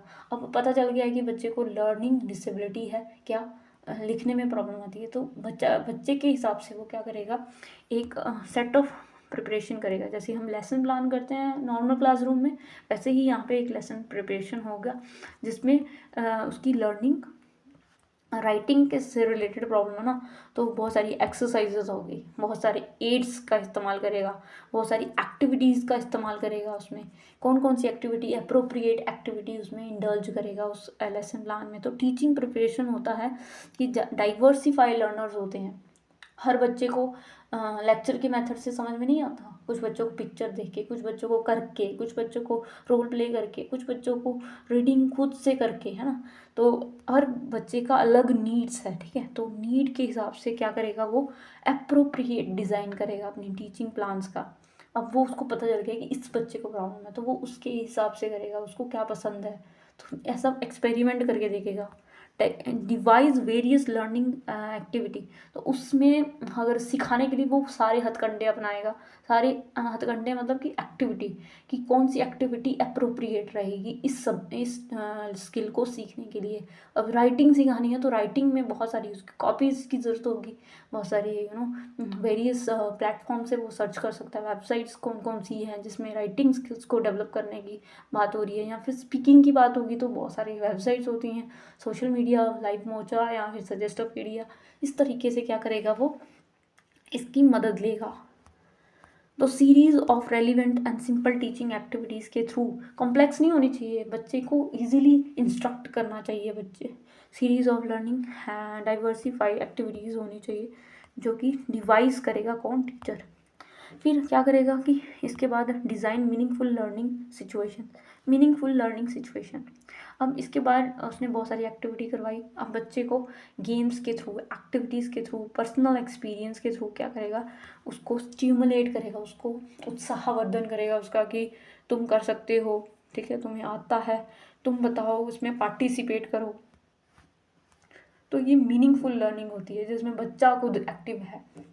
अब टीचिंग अप्रोचेस क्या होती हैं, टीचिंग अप्रोचेस होती हैं, सिर्फ आपके पास एक ही अप्रोच नहीं है कम्युनिकेटिव अप्रोच, आपके पास इंटीग्रेटिव अप्रोच है, कि जिसमें आप मल्टीमीडिया का इस्तेमाल कर रहे हो, टेक्नोलॉजी का इस्तेमाल कर रहे हो, है ना। मीनिंगफुल इलस्ट्रेशन होने चाहिए, रिपीटिव मीनिंगफुल होने चाहिए, ताकि आइडिया जो भी आप प्रोवाइड करना चाहते हो ईजी स्टेप हो बच्चे को। देखो, ट्यूटोरियल होते हैं, आपने ट्यूटोरियल सुने होंगे जिसमें स्टेप बाय स्टेप टीचर, कोई भी डांसर आपको डांस स्टेप सिखा रहा होता है। तो वैसे ही कोई भी अगर एकेडमिक चीज़ सिखानी है तो आपको एक कॉन्क्रीट चीज़ लेके आनी पड़ेगी, लाइव एड को लेके आना पड़ेगा, बच्चे को करके सिखाना पड़ेगा। इजी स्टेप होने चाहिए, बच्चे को एक के बाद दूसरा, दूसरे के बाद तीसरा क्या स्टेप होगा वो बताना है बच्चे को, कैसे लर्न करेगा वो, ठीक है। तो ऐसे ही हम क्या करेंगे, बच्चे की पर्सनलाइज तरीके से हम क्या करेंगे, उसका एक्टिव पार्टिसिपेशन करवाएंगे, सो दैट कि गेम्स के थ्रू, एड्स के थ्रू, है ना, एक्टिविटीज़ के थ्रू क्या करेगा, वो सीखेगा। हम क्या करेंगे, आईटी मतलब कि इंफॉर्मेशन टेक्नोलॉजी का इस्तेमाल करेंगे। टीचिंग रिसोर्सेज कोई भी हमें ज़रूरत पड़ेगी, ग्राफिक ऑर्गेनाइजर्स होते हैं, ठीक है, फ्लैश कार्ड्स होते हैं, पिक्चर्स होती हैं, डिजिटल टूल्स होते हैं, ऑडियो रिकॉर्डिंग टेप्स होती हैं, ये सारे एड्स होते हैं जिसका इस्तेमाल करके टीचर क्या करेगा, उसको सपोर्ट प्रोवाइड करेगा, ठीक है। जो चीज़ टीचर नहीं कर सकता वो टेक्नोलॉजी कर देती है, तो कहने का मतलब है कि टेक्नोलॉजी का भी वो भरपूर मात्रा में इस्तेमाल करेगा, पर ये नहीं है कि वही कर रहा है, ठीक है। तो मतलब कि एक बैलेंस अप्रोच टीचर की होनी चाहिए, प्लान होना चाहिए एक तरीके का, प्रोवाइड क्लियर इंस्ट्रक्शन। तो क्लियर इंस्ट्रक्शन की इसके बाद क्या करना है, पहला स्टेप ये, दूसरा स्टेप ये, तीसरा स्टेप ये, मतलब एक तरीके का इंस्ट्रक्शन क्लियर होनी चाहिए, बच्चे को समझ में आना चाहिए कि मैम ने पहला स्टेप ये बोला है, लिसन करना बोला है, लिसन में भी क्या पहला काम बोला है कि वर्ड को लिसन करना है, जो भी मैं यहाँ से वर्ड बोलूँगी वो आप सुनोगे और वो लिखोगे। इस तरह से हम क्या करेंगे, एक इंस्ट्रक्शंस प्रोवाइड करेंगे पर्सनलाइज क्लियर इंस्ट्रक्शन टीचर क्या करेगा, रिपीटेटिवली अगर बच्चे को नहीं समझ में आया रिपीट करेगा, स्टेप्स बताएगा कि इस एक्टिविटी में ये स्टेप्स लगेंगे, क्लियर होने चाहिए, क्रिस्प होने चाहिए, कंफ्यूजिंग बिल्कुल भी नहीं होने चाहिए। कंफ्यूज बच्चा क्या होता है, कंफ्यूज हो जाता है, फिर उसको पता नहीं चलता कि आगे क्या करना था। तो क्लियर और इंस्ट्रक्शंस बच्चे को समझ में आने चाहिए। आगे आपका स्टेप है, जब आपने इंस्ट्रक्शन दे दिए तो आपने क्या करना है, जब आपने एक्टिविटी करवाई, ठीक है, अपना जो भी है बच्चे को क्लियरली कोई भी एक्टिविटीज़ में पार्टिसिपेट किया, एंगेज किया बच्चे को, अब समराइज़ करेगा टीचर। अब बताएगा कि जो आपने पढ़ा सीखा, तो आपने क्या सीखा। तो कहने का मतलब है कि विजुअल मेमोरीज, ऑडियो, है ना, इसके थ्रू क्या करेगा, समराइज़ करेगा जो भी आपने पढ़ाया है, ठीक है। तो गाइड करते समय हमें बच्चे की इफ़ेक्टिवनेस का जांच करते रहना है कि क्या उसमें चेंजेस आ रहे हैं, वो क्या सच में पार्टिसिपेट कर रहा है, क्या वो सच में इंथुसियास्टिक है पढ़ने के लिए, उसका हमें क्या करना है, उसकी ये चेक करते रहना है। Enhancing learning interest and motivation, जो मोटिवेशन उनका गिर चुका है, मोटिवेशन कैसे बूस्ट किया जाता है बच्चे का। जैसे हमें बचपन में ये बोला जाता था, जो जो बच्चा लर्न करके आएगा उसको टॉफ़ी मिलेगी, हम टॉफ़ी के लिए पढ़ते थे, है ना। जो अगर किसी प्रिंसिपल सर ने आपको बोलिए शाबाश, तो हमको लगता था कि पता नहीं हमने क्या अचीव कर लिया। तो एक तरीके का बच्चे के प्रति बच्चे को ये एक रिवार्ड की तरह लगता है कि मुझे कुछ मिला है, मुझे और इसमें मेहनत करनी है। कुछ बच्चे मोटिवेट हो जाते हैं रिवार्ड की वजह से, बिना रिवार्ड के कुछ बच्चे होते ही नहीं हैं। तो ऐसे बच्चों को क्या करना होता है, जो बच्चे ऐसे फ्रस्ट्रेटेड हैं या फिर नहीं कर पा रहे हैं कैटर अपनी प्रॉब्लम के साथ, तो क्या करता है टीचर, उसके मतलब कि सारे पैतरे अपनाता है, टॉफ़ी देता है, ठीक है। बच्चों जो बच्चे लर्न करके आएंगे उनको टॉफ़ी मिलेगी। आजकल तो टॉफ़ी से नहीं काम चलता। जो बच्चे लर्न करके आएंगे उनको आपको मूवी दिखाई जाएगी। तो हम बच्चे पढ़ के आते थे, ठीक है।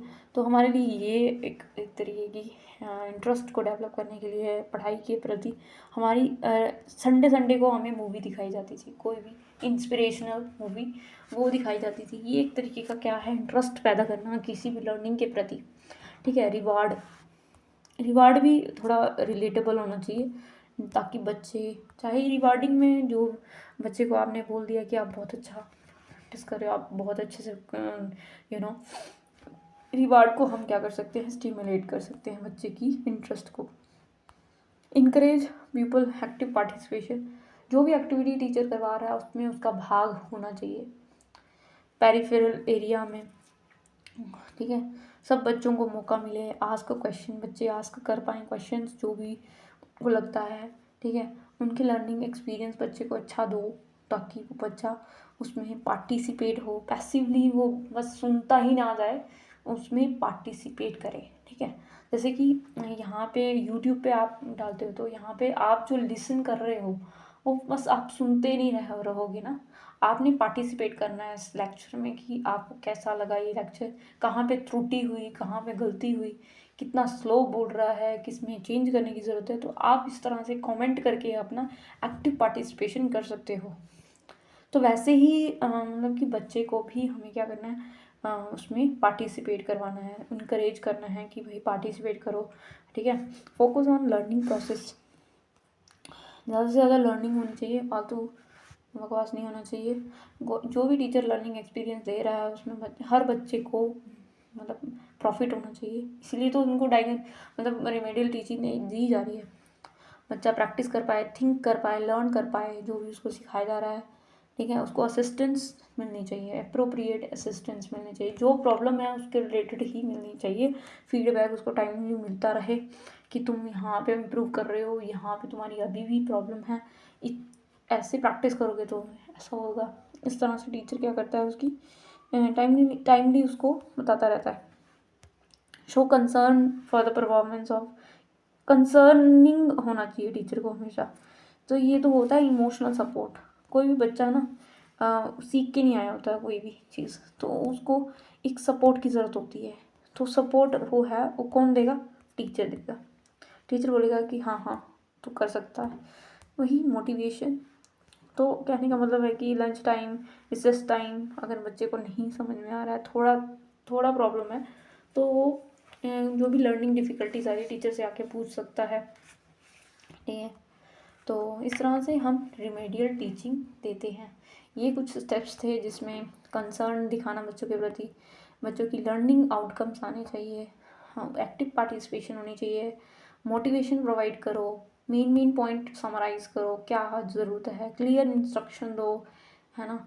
टीचिंग अप्रोचेस का इस्तेमाल करो, जो भी आप मेथड्स इस्तेमाल कर रहे हो, मीनिंगफुल लर्निंग होनी चाहिए। और मतलब कि आप सोचोगे कि कौन सी एक्टिविटी आप करवाने वाले हो। तो प्रोसेस क्या होती है कोई भी रिमेडियल टीचिंग की, तो रिमेडियल टीचिंग की प्रक्रिया क्या होती है, तो ये फ्लो चार्ट है जिसके थ्रू हम समझने की कोशिश करेंगे टीचर कैसे अपनी टीचिंग शुरू करता है, रिमेडियल टीचिंग देता कैसे है। तो हमें सबसे पहले पता होता है कि हम क्या करते हैं, एनालाइज करते हैं बच्चे की प्रॉब्लम्स, क्या रिक्वायरमेंट है, नीड्स क्या है बच्चे की, कौन सा स्टाइल से वो पढ़ता है, लर्निंग स्टाइल क्या है उसका, एबिलिटीज़ क्या है, इंटरेस्ट क्या है, ठीक है। वो पिक्चर देख के ज़्यादा समझ में आता है उसको, या फिर करके देखने में, या लर्निंग बाय डूइंग समझ में आता है। एबिलिटी क्या है, ठीक है, क्या योग्यता क्या है, उस पर ज़्यादा मेजर फोकस किया जाएगा। टीचर दूसरे तरीके से समझाएगा। अगर उसकी मेमोरी कम काम करती है तो वो दूसरे तरीके से समझाएगा। स्टाइल क्या है लर्निंग करने का, तरीका क्या अपनाता है वो, उसकी नीड क्या है, मतलब कि कहाँ पे प्रॉब्लम आई है, वो उसकी नीड है। तो पहले इसका एनालिसिस करेगा, बाकायदा बैठ के एक नोट पेपर लेगा, एक कॉपी पेन लेगा और उसमें एक दस्तावेज़ बनाएगा कि इस प्रिया की नीड ये है, नीड के हिसाब से उसकी ये नीड है, ये प्रॉब्लम आई है, उसका लर्निंग स्टाइल ये है, लर्निंग स्टाइल क्या है वो चेक करेगा। एबिलिटी क्या है इसकी, ये क्या क्या काम कर सकती है, ठीक है। और फिर इसके इंटरेस्ट एरिया क्या है, इसको क्या पसंद है। तो इंटरेस्ट जब पता चल जाता है टीचर को, तो वो उस तरीके को एक हथियार की तरह लेता है कि बच्चे को इस तरह से समझ में आता है, इसमें इंटरेस्ट ज़्यादा है बच्चे का। कुछ बच्चे बोल के ज़्यादा एक्सप्रेसिव होते हैं, कुछ रिटर्न में ज़्यादा नहीं होते, तो टीचर वैसे ही उससे इंटरेस्ट से रिलेटेड एसोसिएटेड टास्क देता है, सो दैट कि बच्चा उसमें एक्सेल कर पाए, उसके थ्रू ही लर्निंग हो पाए। तो ये कुछ इस तरीके से चेक किया जाता है। जब इसका एनालिसिस हो गया, अब टीचर क्या करेगा, हर एक बच्चे का नाम लिखेगा, उसमें उसकी नीड्स सब कुछ मेंशन्ड होगा और एक तरीके का दस्तावेज बनाएगा, ठीक है। और फिर प्रिपेयर करना शुरू करेगा, जैसे हम नॉर्मल लेसन प्लान शुरू करते हैं ना, जिसमें हम मतलब कि ऑब्जेक्टिव्स रखते हैं लेसन के, फिर हम उसका कंटेंट बनाते हैं, मटेरियल सेलेक्ट करते हैं कि क्या पढ़ाना है, कितने मिनट पे पढ़ाना है, ठीक है। करिकुलम बनाते हैं उसके बच्चे के रिलेटेड, अच्छा शॉर्ट पीरियड में ख़त्म हो जाएगा बच्चे की लर्निंग डिसेबिलिटी, या फिर लॉन्ग टर्म में होगी, या फिर 1 साल लगेगा, फिर या फिर 6 महीने में बच्चे के ठीक हो जाएगा। जैसे कि होती है ना एक्स्ट्रा क्लासेस होती हैं, मैथ्स की क्लासेस होती हैं, टीचर लेते हैं, ट्यूशन होती है, वो एक तरीके की वैसा। टीचिंग मटेरियल, क्या क्या बच्चे के मतलब पढ़ाने के लिए हमें क्या क्या मटेरियल की ज़रूरत है, तो वो क्या पहले तो करिकुलम बनाएगा कि क्या क्या पढ़ाना है, और पढ़ाना भी वो उसके डिफ़िकल्टी से रिलेटेड होना चाहिए, कुछ भी अनाप शनाप नहीं होना चाहिए। तो टीचिंग मटेरियल क्या लेगा, कहाँ से लेगा, है ना। फिर तरीका ढूंढेगा कि कौन सा तरीका इस बच्चे को पसंद है, इंटरेस्ट के हिसाब से होगा, उसके इंटरेस्ट को उसको ध्यान में रखा जाएगा। फिर उसके बाद उसके स्ट्रैटेजी अपना ली, तरीका अपना लिया, ये वाला मेथड प्ले वे मेथड उसको पसंद है, तो वो वैसे ही एड्स लाएगा, प्लेइंग टूल्स लाएगा। एड्स लाने के बाद वो क्या करेगा, टीचिंग करेगा। अब उस इन सब चीज़ों का इस्तेमाल करके ये सारा कुछ जो भी प्लानिंग की है ना, उसने कंटेंट बनाया है, करिकुलम डिसाइड किया है, मटेरियल यूज़ कर रहा है, एड्स का इस्तेमाल कर रहा है, स्ट्रैटेजी बनाई है उसने जो भी, तो अब वो टीच करेगा। टीच वो इंडिविजुअली करेगा, इंडिविजुअलाइज कर सकता है, एक बच्चे को कर सकता है, या फिर को टीचिंग कर सकता है, मतलब कि 2 टीचर साथ में हेल्प कर रहे हैं उस बच्चे को। एक बच्चा ही नहीं, इसमें बहुत सारे बच्चे हो सकते हैं, ग्रुप टीचिंग भी होती है, ठीक है। तो इस तरह से टीचर टीचिंग करेगा। अब जो टीचर ने पढ़ा दी है तो इवैल्यूएशन तो बनती है ना, उसकी टीचिंग किस काम की अगर इवैल्यूएशन ही नहीं है, तो इवैल्यूएशन करेगा, ठीक है। जो भी टारगेट उसने सेट करे होंगे, ऑब्जेक्टिव सेट किए होंगे, क्या वो फुलफिल हुए।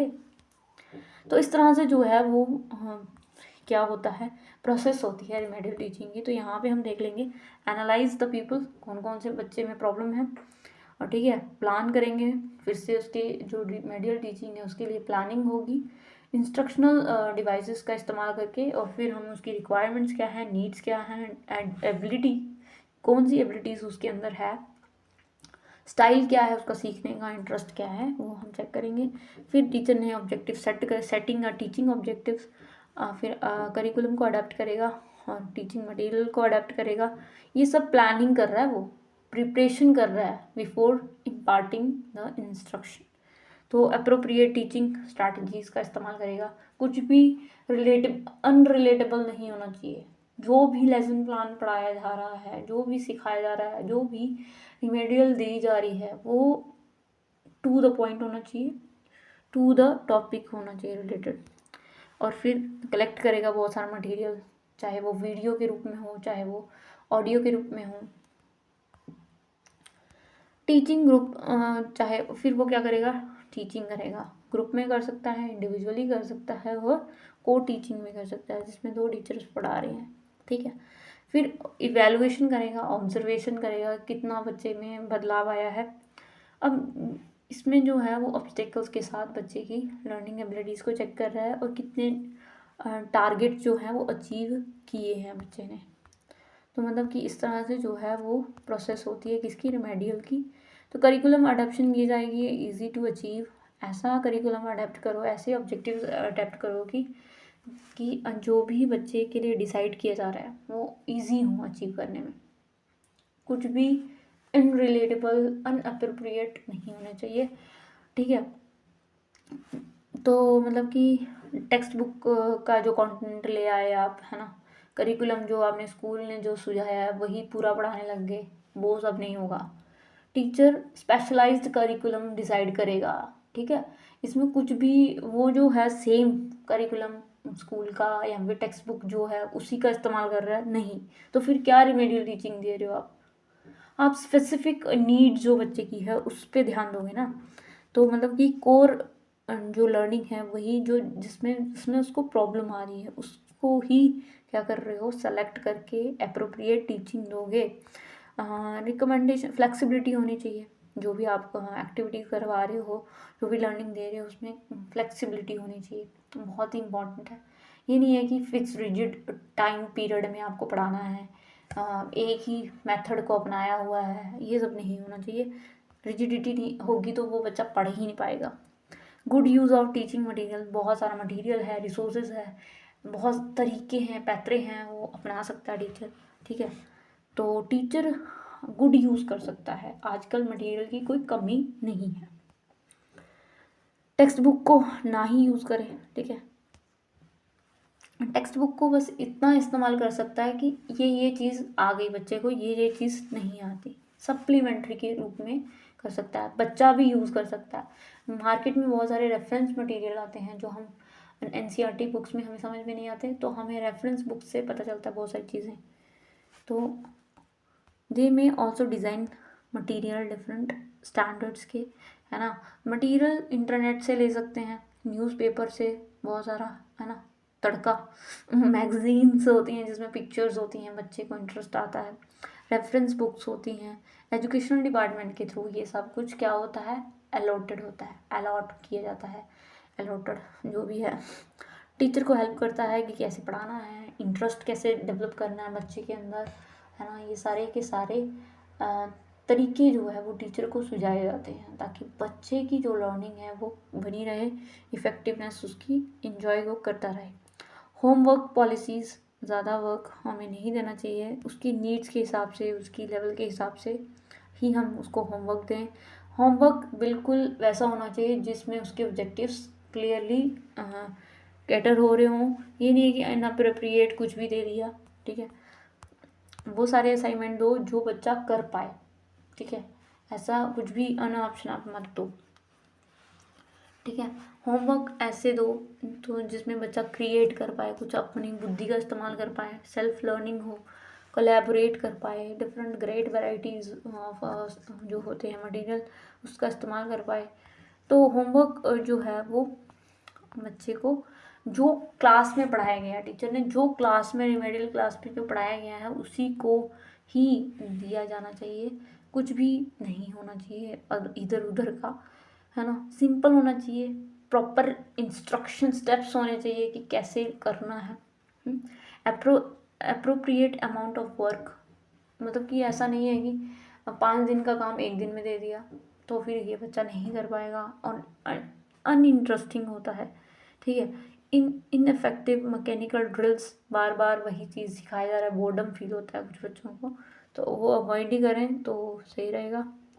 होमवर्क का सही से इस्तेमाल करना आना चाहिए। होमवर्क में क्या होता है कि टीचर इवेलुएट कर रहा होता है, होम असाइनमेंट से क्या कर रहा होता है, चेक करता है कि इसकी कितनी मतलब क्वालिटीज़ कैसी हैं, कैसा मोटिवेटेड है। अगर थोड़ा होमवर्क होगा वो फटाफट कर लेगा, अगर ज़्यादा दिया होगा तो वो डिमोटिवेट हो जाएगा, ये मेरे को नहीं आता। तो स्लो लर्नर की तो यही खासियत होती है। टीचिंग एक्टिविटीज़, क्या एक्टिविटी आप इस्तेमाल करोगे, एड्स का क्या इस्तेमाल करोगे, सपोर्टेड मटेरियल्स क्या लोगे। तो टीचर बहुत सारे मतलब पीपीटी का इस्तेमाल करता है, टेक्नोलॉजी का इस्तेमाल करता है, वीडियो ऑडियो एड्स होते हैं, लाइव एड होते हैं। कोई चीज़ जैसे कि स्पीच देके, रोल प्ले करके, बहुत सारे पिक्चर्स के थ्रू, ये सब क्या है, एड्स हैं, एक्टिविटी हैं। इसके थ्रू टीचर क्या करता है, पढ़ाने की कोशिश करता है। तो ये जो तरीके होते हैं ना, ये तरीके बच्चे के अंदर मोटिवेशन जागृत करती हैं। डाइवर्सिफाइड टीचिंग जो होती है वो इंटरेस्ट पैदा करती है बच्चे की लर्निंग में, डिस्कशन करके, ओरल रिपोर्टिंग, ठीक है, production of graph, picture, figures, models, role play, recording, visits, experiments, interest develop करती हैं सारी चीज़ें। अप्रोप्रिएट टीचिंग एड है उसका इस्तेमाल करना है, कुछ भी अनाप शनाप नहीं होना चाहिए। बार बार ये बोला जा रहा है कि भाई अप्रोप्रिएट होना चाहिए, आपके लेसन प्लान से मैच होना चाहिए। ठीक है, आप पढ़ा रहे फोटोसिंथेसिस, ठीक है, तो आपने पौधा लाया है तो वो एक अप्रोप्रिएट होगा। ठीक है, कुछ भी चीज़ है, आप पेड़ पढ़ा रहे हो, फ्लावर के बारे में बता रहे हो तो उसके पेटल्स, पिस्टल, उसकी जो पार्ट्स होते हैं वो तोड़ के दिखा रहे हो तो अप्रोप्रिएट हुआ ना। तो जैसे लेयर्स ऑफ एटमॉस्फेयर पढ़ा रहे हो तो आपने लेयर्स का एक मॉडल बनाया है, वो आपको बच्चे को दिखा रहे हो। तो वैसे ही हम इंग्लिश में कोई स्पीकर बना है तो माइक लेके आओ, ठीक है, तो वो स्पीक करेगा। पोडियम बनाओ बच्चे का जिसमें बच्चा एंकरिंग कर रहा है, ठीक है, या फिर एक बच्चे को बना दो आप सब्जी वाला, तो वो सब्जी वाले में एक्टिंग करेगा, एक्टिंग करके बच्चे को बहुत ही स्टिमुलेट होता है उसका इंटरेस्ट। तो ये कुछ एड्स होते हैं जिसकी हेल्प से टीचर क्या करता है, क्यूरियोसिटी बच्चे के अंदर लाता है, पढ़ने में इंटरेस्ट डेवलप करता है, मोटिवेट करता है। तो ये जो होते हैं ना, जैसे कुछ टूल्स होते हैं जिसमें टीचिंग एड्स के रूप में यूज़ होते हैं, जैसे कि मॉडल्स, वर्ड कार्ड हो गए, फ्लैश कार्ड्स हो गए, नंबर कार्ड्स हो गए, नंबर्स के थ्रू बच्चे को बताते हैं।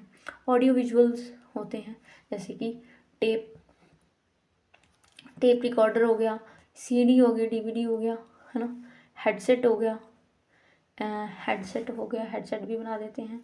ये हमारा हेडसेट हो गया, इसमें माइक भी लगा होता है। तो इस तरह से जो है वायर फ्री होना चाहिए, है ना। मल्टीमीडिया टीचिंग एड्स इस्तेमाल किए जा सकते हैं, प्रैक्टिकल, ये सारी रिमेडियल टीचिंग में आते हैं। इससे हमारी जो लर्निंग है वो 4 गुनी बढ़ जाती है। अब इन्वायरमेंट जो है बच्चे को अच्छा देना है। अच्छा कैसे, मतलब कि फैसिलिटेट करे बच्चे की जो अटेंशन है वो ग्रैब कर पाए टीचर उसको प्रॉपर उसको उसके इंटरेस्ट की बात करे, उसकी मोटिवेशन की बात करे, है ना। तो मतलब एक तरीके का टीचर को अपना दिमाग पच्ची करनी पड़ेगी। सीटिंग अरेंजमेंट्स जो है वो गोल घेरे में होने चाहिए। ये नहीं है कि एक बच्चा ऐसे, मतलब जो ऐसे सीटिंग अरेंजमेंट होता है, जो जिसको डिफ़िकल्टी है उसको बिल्कुल लास्ट में बिठा दिया, और जिसको कुछ नहीं आता, मतलब जिसको सब कुछ आता है वो आगे आगे बैठे हैं और पीछे उनको सुनाई नहीं दे रहा। तो मतलब कि अरेंजमेंट जो करनी है वो गोल कार्य में करनी है। सीटिंग अरेंजमेंट्स फ्लेक्सिबल होना चाहिए। ये नहीं है कि यहाँ पे बच्चा बैठा है तो ये रोज़ ही यहीं बैठता, नहीं, इसका सीटिंग अरेंजमेंट चेंज होना चाहिए यहाँ पे, है ना, फिर यहाँ पे, मतलब रोज़ इसकी जो है वो सीट चेंज होनी चाहिए। ठीक है, learning ability, form the circle में जब भी क्लास पढ़ा रहे हैं तो ऐसे तो बैठा बैठा ही होता है बच्चा, जिसमें सीट जो रोटेशन में चलती है सीट्स, है ना। तो ये तो हो गया पढ़ाने के लिए, इंस्ट्रक्शन देने के लिए। अब टीचर कोई एक्टिविटी करवा रहा है तो अगर ऐसे करवाएगा तो वो हर बच्चे तक नहीं पहुंच पाएगा। तो मतलब कि हमें क्या करना है कि गोल ऐसे सीटिंग अरेंजमेंट्स करने हैं ताकि बच्चे को ऐसे माहौल मिले कि यार हाँ यहाँ पे तो हम ही हैं और कोई भी नहीं है, तो हमारे ही क्लासमेट्स। तो हम इसमें क्या होता है कि इंटरपर्सनल स्किल्स बच्चे की बढ़ती है, एक दूसरे के प्रति डिस्कस करता है वो। सिट टुगेदर, पीयर ग्रुप में बैठा हुआ है, स्मॉल ग्रुप बना दो बच्चे का, फ्रेंड्स ग्रुप जो सर्कल होता है वो बना दो। टीचिंग क्या करता है, इससे टीचिंग जो है वो रिच, प्लीजेंट, कंफर्टेबल हो जाएगी। आप क्या करो अपनी क्लास के अंदर, जैसे ये क्लास है तो इसमें आप एक कॉर्नर बना दो। क्या कॉर्नर बना दो? एक बुक का कॉर्नर बना दो जहाँ पे बुक्स रखी हैं। एक सेल्फ लर्निंग कॉर्नर बना दो जहाँ पे बच्चे खुद पढ़ाई कर रहे हैं। एक कॉर्नर बना दो जहाँ पे साइंस कॉर्नर है। प्राइज़ कॉर्नर जहाँ पे प्राइज़ ही मिलेगा यहाँ पे पॉडियम बना दो। स्टेशनरी और भी बहुत सारे कॉर्नर हो सकते हैं किसी भी एक क्लास के अंदर। तो ये क्या है? ये एटमॉस्फेयर है, कंफर्टेबल लर्निंग एटमॉस्फेयर है। जो भी मटेरियल आप पढ़ाने वाले हो अगले 6 दिनों तक, जो भी लर्निंग मटेरियल आप टीचिंग मटेरियल या फिर कोई गेम्स खिलवाने वाले हो, एक ग्लिम्स दिखा दो ना बच्चे को। ग्लिम्स दिखाने से क्या होगा कि वो एक्साइटेड होगा अगले दिन के लिए, ठीक है। अगर हम बच्चे को बताएंगे ही नहीं कि हम क्या करने वाले हैं, कौन कौन सी एक्टिविटीज़ होने वाली हैं, कौन कौन सी चीज़ें होने वाली हैं, तो बच्चे आएंगे नहीं क्लास में, उनकी अटेंडेंस ही नहीं होगी। कुछ बच्चे होते हैं ना, अब तो टीचर बस लेक्चर ही देने वाला है। तो कहने का मतलब है कि बच्चे को बता दो कि क्या क्या होने वाला है कमिंग डेज में, तो इससे बच्चे खुद आ जाएंगे पढ़ने के लिए, मोटिवेट होंगे। अब जो है हमारी last but not the least आ गई रिमेडियल टीचिंग स्ट्रैटेजी कि अब टीचर क्या करेगा कि कैसे रिमेडी देगा, कौन सी टीचिंग स्ट्रैटेजी है। तो इंडिविजुअलाइज्ड एजुकेशनल प्रोग्राम, ये हमने बार बार पढ़ा है। इंडिविजुअलाइज्ड एजुकेशनल प्रोग्राम होता है जिसमें टीचर ने क्या किया है, एक प्रोग्राम सेट किया, मतलब कि एक तरीके का इंस्ट्रक्शंस बनाए हैं जो कि बच्चों को प्रोवाइड करेगा। वो इंडिविजुअलाइज्ड बनाए हैं, मतलब कि एक बच्चे के लिए जो भी नीड है उसके हिसाब से, वो चाहे शॉर्ट टर्म में हो सकती है, 6 महीने के अंदर हो सकती है, चाहे वो लॉन्ग टर्म में भी हो सकती है, तो इंडिविजुअलाइज होती है। इसमें लर्निंग डिफ़िकल्टीज़ को कैटर किया जाता है, उसकी पोटेंशियल के साथ उसकी पोटेंशियलिटी बढ़ाई जाती है। इंडिविजुअलाइज जो प्रोग्राम होते हैं वो शॉर्ट भी हो सकते हैं, लॉन्ग भी हो सकते हैं। इसमें हम ऑब्जेक्टिव सेट करते हैं, लर्निंग स्टेप्स लेते हैं, क्या क्या स्टेप्स लेंगे, एक्टिविटीज़ करवाएंगे और इंश्योर करेंगे कि बच्चे की जो लर्निंग है वो इम्प्लीमेंट अच्छे से हो, इफ़ेक्टिवली प्रोग्राम को इफ़ेक्टिवली हम कर पाएँ। इससे टीचिंग क्या होती है, स्मॉल ग्रुप्स में भी होती है, इंडिविजुअल में भी होती है। ऐसा नहीं है कि एक ही इंडिविजुअल को इंडिविजुअलाइज प्रोग्राम दिया जाएगा, वो ग्रुप ऑफ इंडिविजुअल्स भी हो सकते हैं। रिमीडियल टीचर्स जो होते हैं उनको ये चाहिए कि वो निरंतर क्या करे, स्टूडेंट को गाइड करता रहे, टीचर की हेल्प ले, पेरेंट्स की हेल्प ले, ताकि पेरेंट्स को भी अवेयरनेस हो, ठीक है। दूसरा होता है पीयर ग्रुप। ये तो हमारे बचपन में होता रहता था हमारे साथ कि चलो तुम्हें ये नहीं समझ में आया, चलो प्रिया से पूछो। प्रिया जो है वो हमारी क्लास की क्या है, फर्स्ट रैंक होल्डर है, ठीक है। ये सबसे बहुत ही गंदा फील होता था कि यार ये बंदी को ही क्या यही सिखाने में टैलेंट है। अगर ये प्रिया हमारी दोस्त निकली तो ठीक है, पीयर की सपोर्ट लेने के लिए तैयार है, पर ये हमारी अगर दुश्मन निकली तो हम इसके साथ बैठ के भी राजी नहीं हैं। तो कहने का मतलब है कि टीचर क्या करता है, ऐसे बच्चों को चूज़ करता है जो कि पढ़ने में थोड़े बेटर हैं या फिर उनके स्कोर्स अच्छे आते हैं, तो क्या करता है टीचर, जो वीक स्टूडेंट होते हैं उसको अच्छे बच्चों के साथ बैठा देता है जो एक्सप्रेस करने में एबल हैं, पढ़ाने में इच्छुक होते हैं। तो इस तरह से टीचर जो छोटे बच्चे होते हैं उनको लिटिल टीचर के नाम से, या फिर कह सकते हैं कि पीयर जो ग्रुप्स होते हैं वो या हेल्पिंग करते हैं, जो स्कूल मेट्स होते हैं उसकी लर्निंग डिफ़िकल्टीज़ में। ग्रुप टीचिंग होती है, सेल्फ स्टडी भी कर लेते हैं। आपने देखा होगा कि कुछ जो हॉस्टलर्स होते हैं, हॉस्टलर्स जो सीनियर्स होते हैं वो पढ़ा देते हैं बच्चों को, है ना। पीयर सपोर्ट लेते हैं, एक तरीके का फ्रेंड जोन में जाके वो पढ़ते हैं, जो अपना अपना जारी मित्र जारी होती है जिसके साथ हम उससे ही पढ़ना ज़रूरी समझते हैं। जो हमारे साथ जिसकी लगती नहीं है, मतलब कि हम जिससे अच्छे से बात नहीं करते हैं, वो थोड़ा अहंकारी है, तो फिर हम उससे बात भी नहीं करना चाहते। पर जैसे अगर टीचर ने कह दिया कि इसके साथ ही पढ़ना है, तो फिर वो पढ़ना ही पड़ता है। तो कहने का मतलब है कि कम्युनिकेशन, और इससे बच्चे की कम्युनिकेशन बढ़ती है। कोऑपरेशन एक्टिविटीज़, बच्चे आपस में कोऑपरेट करते हैं, कैसे दूसरों को कोऑपरेट करना चाहिए। इंटरपर्सनल स्किल्स बच्चे की बढ़ती है, दूसरों के बारे में समझना। इंटरपर्सनल होता है कि किसी के बारे में, ठीक है। और रेगुलर रिव्यू करता है, बच्चे आपस में चेक करते हैं कि क्या मेरे में क्या गड़बड़ी है, क्या सही है, कहाँ पे करेक्ट करना है।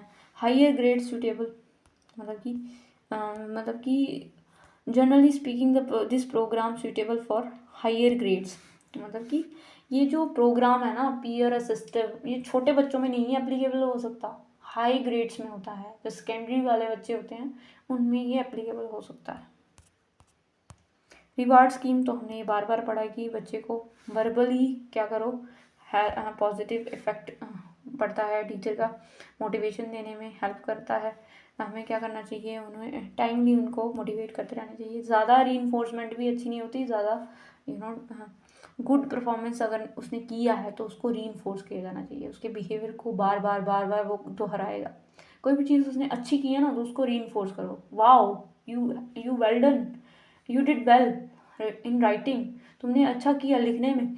तो हमने क्या किया, उसको एक स्टैंप लगा दी कि तुमने अच्छा किया। अब क्या है कि वो बिहेवियर को बार बार रिपीट करेगा। जैसे कोई बच्चे को अगर हमने कोई काम करवाना हो तो हम उसको बोलते हैं वेल डन, बहुत अच्छा।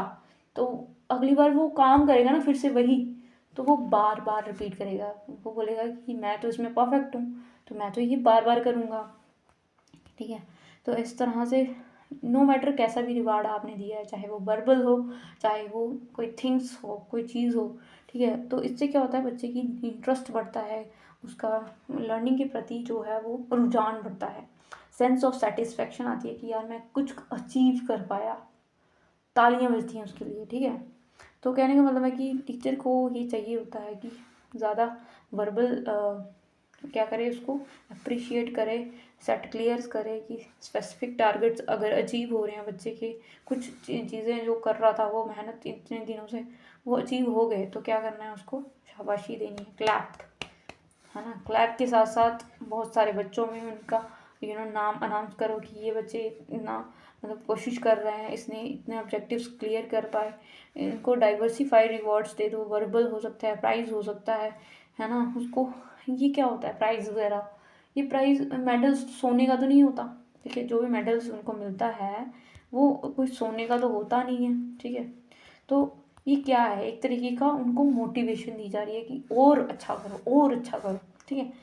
इसमें कोई फ़ायदा होता नहीं है, ठीक है। ऐसे मार्केट में बहुत सारे मेडल्स मिल जाएंगे, ये हमें बड़े होके ही समझ में आता है, बट बचपन में तो हमें ये बहुत बड़ा चीज़ लग रही होती है कि ये हमें अवार्ड मिला है ना। हमें ड्राइंग में अवार्ड मिला है, हमें स्पीच में रिवॉर्ड मिला है। तो ये जो होते हैं वो आपको मोटिवेशन की तरह होता है, काफ़ी हद तक ये काम भी आते हैं। अगर कोई बच्चा इस मोटिवेशन से वो अच्छा स्पीकर बन सकता है तो क्यों नहीं, ठीक है। तो एक बूस्ट करने के लिए, ठीक है, रेगुलरली इसमें चेंजेस लाने चाहिए, रिवाइज रिव्यू करना चाहिए। जो भी रिवॉर्ड टीचर ने दिया क्या उसमें चेंजेस आया, मतलब कि अगर रिवॉर्ड देने से अगर बच्चे में चेंजेस नहीं आ रहे हैं तो उसको चेंज करने की ज़रूरत है। कि अगर आप वर्बली उसको कर रहे थे तो कुछ और तरीके से अपना कोई और पैतरा अपनाओ, ठीक है, ताकि बच्चा अपना जो काम है उसमें इम्प्रूव कर सके। Invite parents to help children. अब बच्चों के पेरेंट्स अगर स्कूल में आ जाएं तो बच्चे में थोड़ा डर रहता है कि यार हाँ मुझे अच्छे से करना है। कुछ बच्चों में ना बिहेवियरलिस्टिक प्रॉब्लम्स होती हैं, कि मतलब कि बिहेवियर प्रॉब्लम मतलब कि वो कुछ करना नहीं चाहते है ना। इस्टेब्लिश क्लोज रिलेशनशिप, अब उसके बिहेवियर के साथ कैटर करना है तो टीचर को चाहिए उसके साथ जो व्यवहार है वो क्लोज रखे, म्यूचुअल ट्रस्ट रखे एक दूसरे के ऊपर कि तुम करके लाओगे, ठीक है।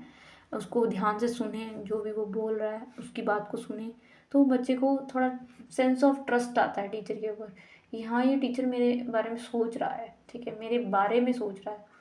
तो बच्चे के बिहेवियर को उसके इफ़ेक्ट क्या हो रहे हैं वो सब चेक करे, ठीक है।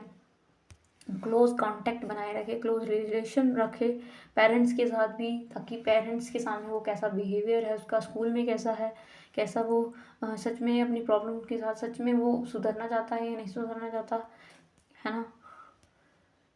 बच्चे को हेल्प करनी चाहिए, सेल्फ कॉन्फिडेंस, उसकी जो इमेज गिर चुकी है अपनी नज़रों में, ठीक है, तो वो कहीं ना कहीं टीचर प्रोवाइड करता है सेल्फ कॉन्फिडेंस, जब उसको कोई चीज़ आना शुरू हो जाती है। पर इसी दौरान टीचर अगर उसको डिमोटिवेट कर देता है कुछ गलत शब्दों से, या फिर तुझे तो आ ही नहीं रहा है, तुझे तो ऐसा होता ही नहीं है, तो मतलब एक तरीके का आप उसके कॉन्फिडेंस को गिरा दोगे। तो सेल्फ कॉन्फिडेंस बच्चे के अंदर बिल्टअप होना बहुत आवश्यक होता है, ये टीचर का काम होता है। हेल्दी सेल्फ इमेज बननी चाहिए। अब मुझे मेरे पे बिलीव है कि मैं कर सकता हूँ, आई कैन डू इट, ठीक है, भले मुझे कितना भी समय लगे, आई कैन डू इट। एक होप बच्चे के अंदर होनी चाहिए। एक बच्चे ने अभी सीखा ही क्या है जीवन में, तो वो अपने अंदर होप नहीं छोड़े, ठीक है, कोई भी चीज़ को सीखने की। तो पहले ही वो बचपन में ही अगर अपनी हार मानना शुरू कर गया, तो फिर बाद में जो करियर नहीं बन पाता है कुछ लोगों का, तो वो तो बाद की बात है ना। तो मतलब बचपन से उसको मोटिवेट होना चाहिए, सेल्फ इमेज का हेल्दी इमेज बनानी चाहिए कि मैं कर सकता हूँ। तो वो हेल्दी इमेज जो होती है ना अपने अपने सेल्फ में, तो वो वही जो होती है इंसान को कुछ करने पे मजबूर कर देती है। पॉजिटिव रीइंफोर्स करना चाहिए, ठीक है। गुड बिहेवियर, अगर बच्चे ने कुछ परफॉर्म किया है, कुछ अच्छा उसने कैटर किया है इस एक्टिविटीज़ के थ्रू, तो उसको रीइंफोर्स करना चाहिए टीचर को, वो बढ़ावा देना चाहिए, उसको पॉजिटिव रीइंफोर्स कहलाता है। अगर बच्चे का कुछ मिसबिहेवियर है, कुछ नहीं कर पा रहा है, तो उसको ध्यान मत दो, उस पर ज़्यादा टेंशन मत दो, उसको ज़्यादा मत गाओ क्लास के अंदर, गाना मत गाओ कि ये तो बच्चा ऐसा ही है।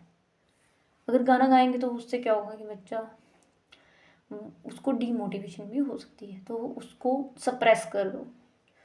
पॉजिटिव रीइंफोर्स होता है कि जिसमें हम हवा देते हैं, हवा कि हवा देने का मतलब है कि ये चीज़ रिपीट होनी चाहिए। बच्चा अब अच्छे से बोल पाता है, हमें क्या करना है, उसको बोलने की कुछ स्टोरीज बनाओ। अब उसने एक स्टोरी बना दी कोई भी अपने मन से, तो वो क्या कर सकता है, अगर उसने कुछ बनाया है, स्टोरी बनाया, तो हम उसको क्या करेंगे, हवा देंगे कि यार बेस्ट, बहुत अच्छे जा रहे हो, और बनाओ, और स्टोरी क्रिएट करो। और इस तरह से क्या होता है, हवा दे रहे हैं हम उसकी स्पीकिंग एबिलिटीज़ को इन्हेंस करने के लिए। तो वो जिसको हवा ज़्यादा मिली होगी वही चीज़ उसकी परफेक्ट होगी, ठीक है, उस पर ही वो ध्यान देगा, और चीज़ों पे वो ध्यान नहीं देता। तो इसीलिए ये ध्यान रहना चाहिए टीचर को भी, पेरेंट्स को भी, कि कैसे बच्चे के साथ कैटर करना है उसकी प्रॉब्लम के साथ। जो चीज़ आपको डीमोटिवेट करती है ना आज के टाइम पे, तो मतलब कहीं ना कहीं आपके बचपन में ही वैसी कंडीशनिंग हुई है, आपको रीइंफोर्समेंट नहीं मिली होगी। ठीक है, आगे बढ़ते हैं, हम बहुत फिलोसफी झाड़ ली। तो कहने का मतलब है कि जो डिविएंट बिहेवियर्स होते हैं उसको चेंज करने का प्रयास मत करो। कुछ बच्चे होते हैं जो करते ही नहीं है, तो उनको 20 बार भी कहते हो ना तब भी वो करेंगे नहीं, तो आप चेंज नहीं कर सकते, उनका एक दिन में चेंज नहीं होगा, ठीक है। तो उनके बिहेवियर के हिसाब से हम उनका बिहेवियर को चेंज नहीं कर सकते, उनके जो नेचुरल प्रॉब्लम्स हैं वो रहेंगी। तो हमें क्या करना है कि उनकी लिस्ट आउट करें कि कौन कौन सी ड्रॉबैक्स बच्चे के अंदर है। तो लिस्ट आउट में जब पता चलेगा टीचर, तो कोई बहुत सारी प्रॉब्लम्स निकलेगी, तो कोई एक चूज़ कर लो ना, एट अ टाइम एक चूज़ कर लो, उसमें फोकस करो कि एक ही स्पेसिफिक डिसेबिलिटी है बच्चे की, तो कोई एक पे ही हम फोकस करेंगे, ठीक है। तो टीचर को लिस्ट आउट करके प्रॉब्लम्स में सेट प्रियोरिटी करनी पड़ेगी कि किस में हम एम कर रहे हैं बच्चे की प्रॉब्लम को सॉल्व करने में। तो लाइसेंस विद पेरेंट, मतलब कि जो लर्निंग डिफ़िकल्टीज़ है वो क्लोजली कनेक्टेड होना चाहिए पेरेंट्स के साथ। पेरेंट्स को अगर पता होगा कि मेरे बच्चे में ये प्रॉब्लम है और वो कंसर्न है कि हाँ कि ये दूर होनी चाहिए, तो वो प्रॉपरली टच में रहे किसके, अपने जो भी प्रोफेशनल जो उसके स्पेसिफिक एबिलिटीज़ के साथ क्या कर रहा है, कैटर कर रहा है, उसे गाइडेंस दे रहा है, टाइमली होमवर्क दे रहा है।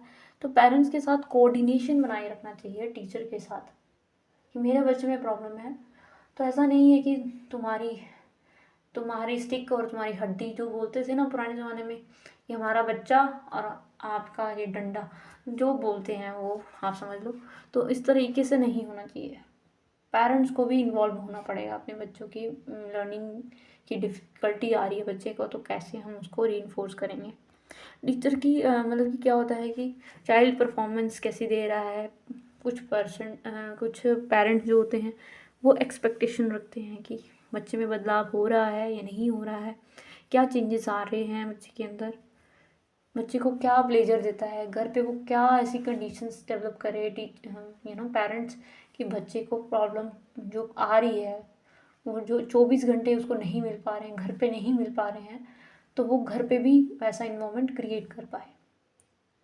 तो मतलब कि स्कूल में तो वो कर रहा है, ठीक है, वो प्रैक्टिस कर रहा है, समझ रहा है, अपना चैलेंज कर रहा है। वैसे ही टीचर अगर अवेयर करेगा पेरेंट्स को, तो वो घर पे भी वैसा माहौल बना पाएगा ना, तो वैसा प्लेजर्स या फिर उस तरह का लर्निंग एटमॉस्फेयर क्रिएट कर पाए। टीचर क्या करेगा, कांटेक्ट रखेगा अपने पेरेंट्स के साथ, सो दैट कि बच्चे की जो गाइडेंस है, बच्चे को प्रॉब्लम कहाँ आ रही है, कितना इम्प्रूव किया है, क्या हिसाब किताब है, सारा वो उसको बताते रहे टाइमली। जो होता है आगे होता है coordination with teachers and professionals. ये मोर इम्पॉर्टेंट है कि क्या करना है। टीचर जो होते हैं, जो भी रिमेडी दे रहे हैं, उसका क्लोज कांटेक्ट होना चाहिए किसके साथ, अदर टीचर्स के साथ जो एक्सपीरियंस होल्डर्स हैं, जिन्होंने ऐसी प्रॉब्लम्स के साथ गेटर किया है। उनके साथ बैठो, डिस्कस करो उस प्रॉब्लम को कि क्या प्रॉब्लम है बच्चे के अंदर, कितनी प्रोग्रेस बच्चा कर पाया है, कौन से टीचिंग लेसन प्लान्स उसमें अडाप्ट करने चाहिए, बच्चे को कैसे टेस्ट किया जा सकता है ना, कैसे एग्जामिन किया जा सकता है, उसके प्रॉब्लम है जो बिहेवियर की, उसको कैसे सुधारा जा सकता है। तो मतलब कि एक तरीके का गाइडेंस हम लेते हैं किसी प्रोफेशनल टीचर से। प्रोफेशनल्स होते हैं कोई जो डॉक्टर वगैरह हो गए, मेंटल थेरेपिस्ट हो गए, या फिर जो केटर करते हैं स्पेसिफिक प्रॉब्लम्स को, प्रोफेशनल्स हो गए। टीचर्स हो गए जो जो करते आ रहे हैं, केटर कर पाते हैं, ठीक है, वो आपको लिंक भेज सकते हैं कि कैसे हम करें। तो इस तरह से हम क्या करते हैं, अपने टीचर्स की, प्रोफेशनल की हेल्प लेते हैं, ताकि बच्चे को और एक्सपीरियंस उसको दिया जाए, उसकी लर्निंग में इम्प्रूवमेंट लाया जाए। तो लेसन प्लान्स बनाए जाते हैं, उसके साथ डिस्कस किया जाता है टीचर्स के साथ। रिमेडियल टीचर्स क्या करते हैं, प्रोफेशनल्स की भी मदद लेते हैं, सो दैट कि प्रोफेशनल सपोर्ट क्या मिले बच्चे को, ताकि जो भी प्रॉब्लम है उसको सॉल्व किया जाए। तो ये हमारा जो था कि कैसे हम स्ट्रैटेजीज़ को अपना सकते हैं, टीचर कैसे रिमेडियल टीचिंग स्ट्रैटेजीज़ को अपना सकता है। तो coordination with teacher professionals, teacher coordinate with parents, है ना, contact with parents, handling the behaviour problems, बच्चे की प्रॉब्लम्स होती हैं, उनको रिवॉर्ड दो, मोटिवेट करो, पीयर ग्रुप के साथ उनको बिठाओ, लर्न करवाओ, इंडिविजुअलाइज इंस्ट्रक्शंस दो, शॉर्ट पीरियड टाइम के होते हैं, लॉन्ग पीरियड टाइम के होते हैं। सेटिंग करो ऐसा इन्वामेंट कि बच्चे को थोड़ा कंफर्टेबल फील हो। टीचिंग एड्स क्या यूज़ कर रहे हो, एक्टिविटीज़ क्या करवा रहे हो, सपोर्टिंग मटेरियल क्या है, क्या क्या रिसोर्सेज ले रहे हो, होमवर्क पॉलिसीज़, मतलब कि होमवर्क कैसे दे रहे हो, करिकुलम कैसा बना रहे हो, ये सारी की सारी आपने रिमेडियल टीचिंग में देनी है। तो आई होप कुछ तो आपको क्लैरिटी हुई होगी रिमेडियल मेजर्स की। तो हमें ऐसे ही कुछ कुछ पॉइंट्स रख के आने हैं पेपर में, जो हमारी लर्निंग को बढ़ाएंगे। तो थेरेपीज़ क्या होती हैं, क्या डायग्नोस किया जाता है, क्या प्रॉब्लम्स को सॉल्व किया जाता है, ये सारा का सारा आज हमने सीखा, समझा, अंडरस्टैंड किया। I hope you will get some clue from here, ठीक है। तो डिफ़िकल्टीज़ क्या हैं, इंटेलेक्चुअल डिसेबिलिटीज़ क्या होती हैं, जनरल और स्पेसिफिक क्या होती हैं, कैसे किसकी मदद लेके हम इसको सॉल्व कर सकते हैं, थेरेपीज़ क्या होती हैं, है ना, और ऐसे कौन से ग्रुप्स होते हैं जिसकी हेल्प से हम कर सकते हैं।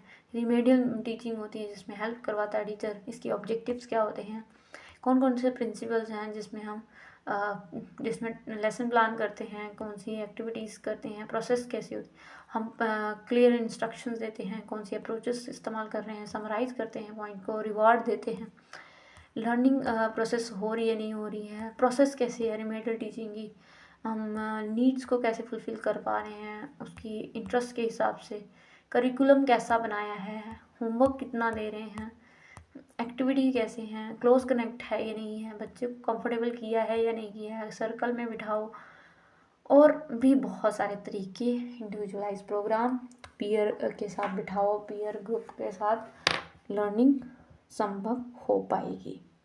आई होप कुछ छूटा नहीं है। तो ये हमारा जो था वो डायग्नोस करना था हमने कोई प्रॉब्लम्स को, और उसके बाद हमें रेमेडीज़ देनी थी। अभी क्वांटिटी में लेक्चर चला गया है, फिर भी हमें इसमें क्वालिटी ढूंढनी है। ठीक है, पेपर में लिख के आना है। तो I have a nice day, good day, bye bye, see you letter.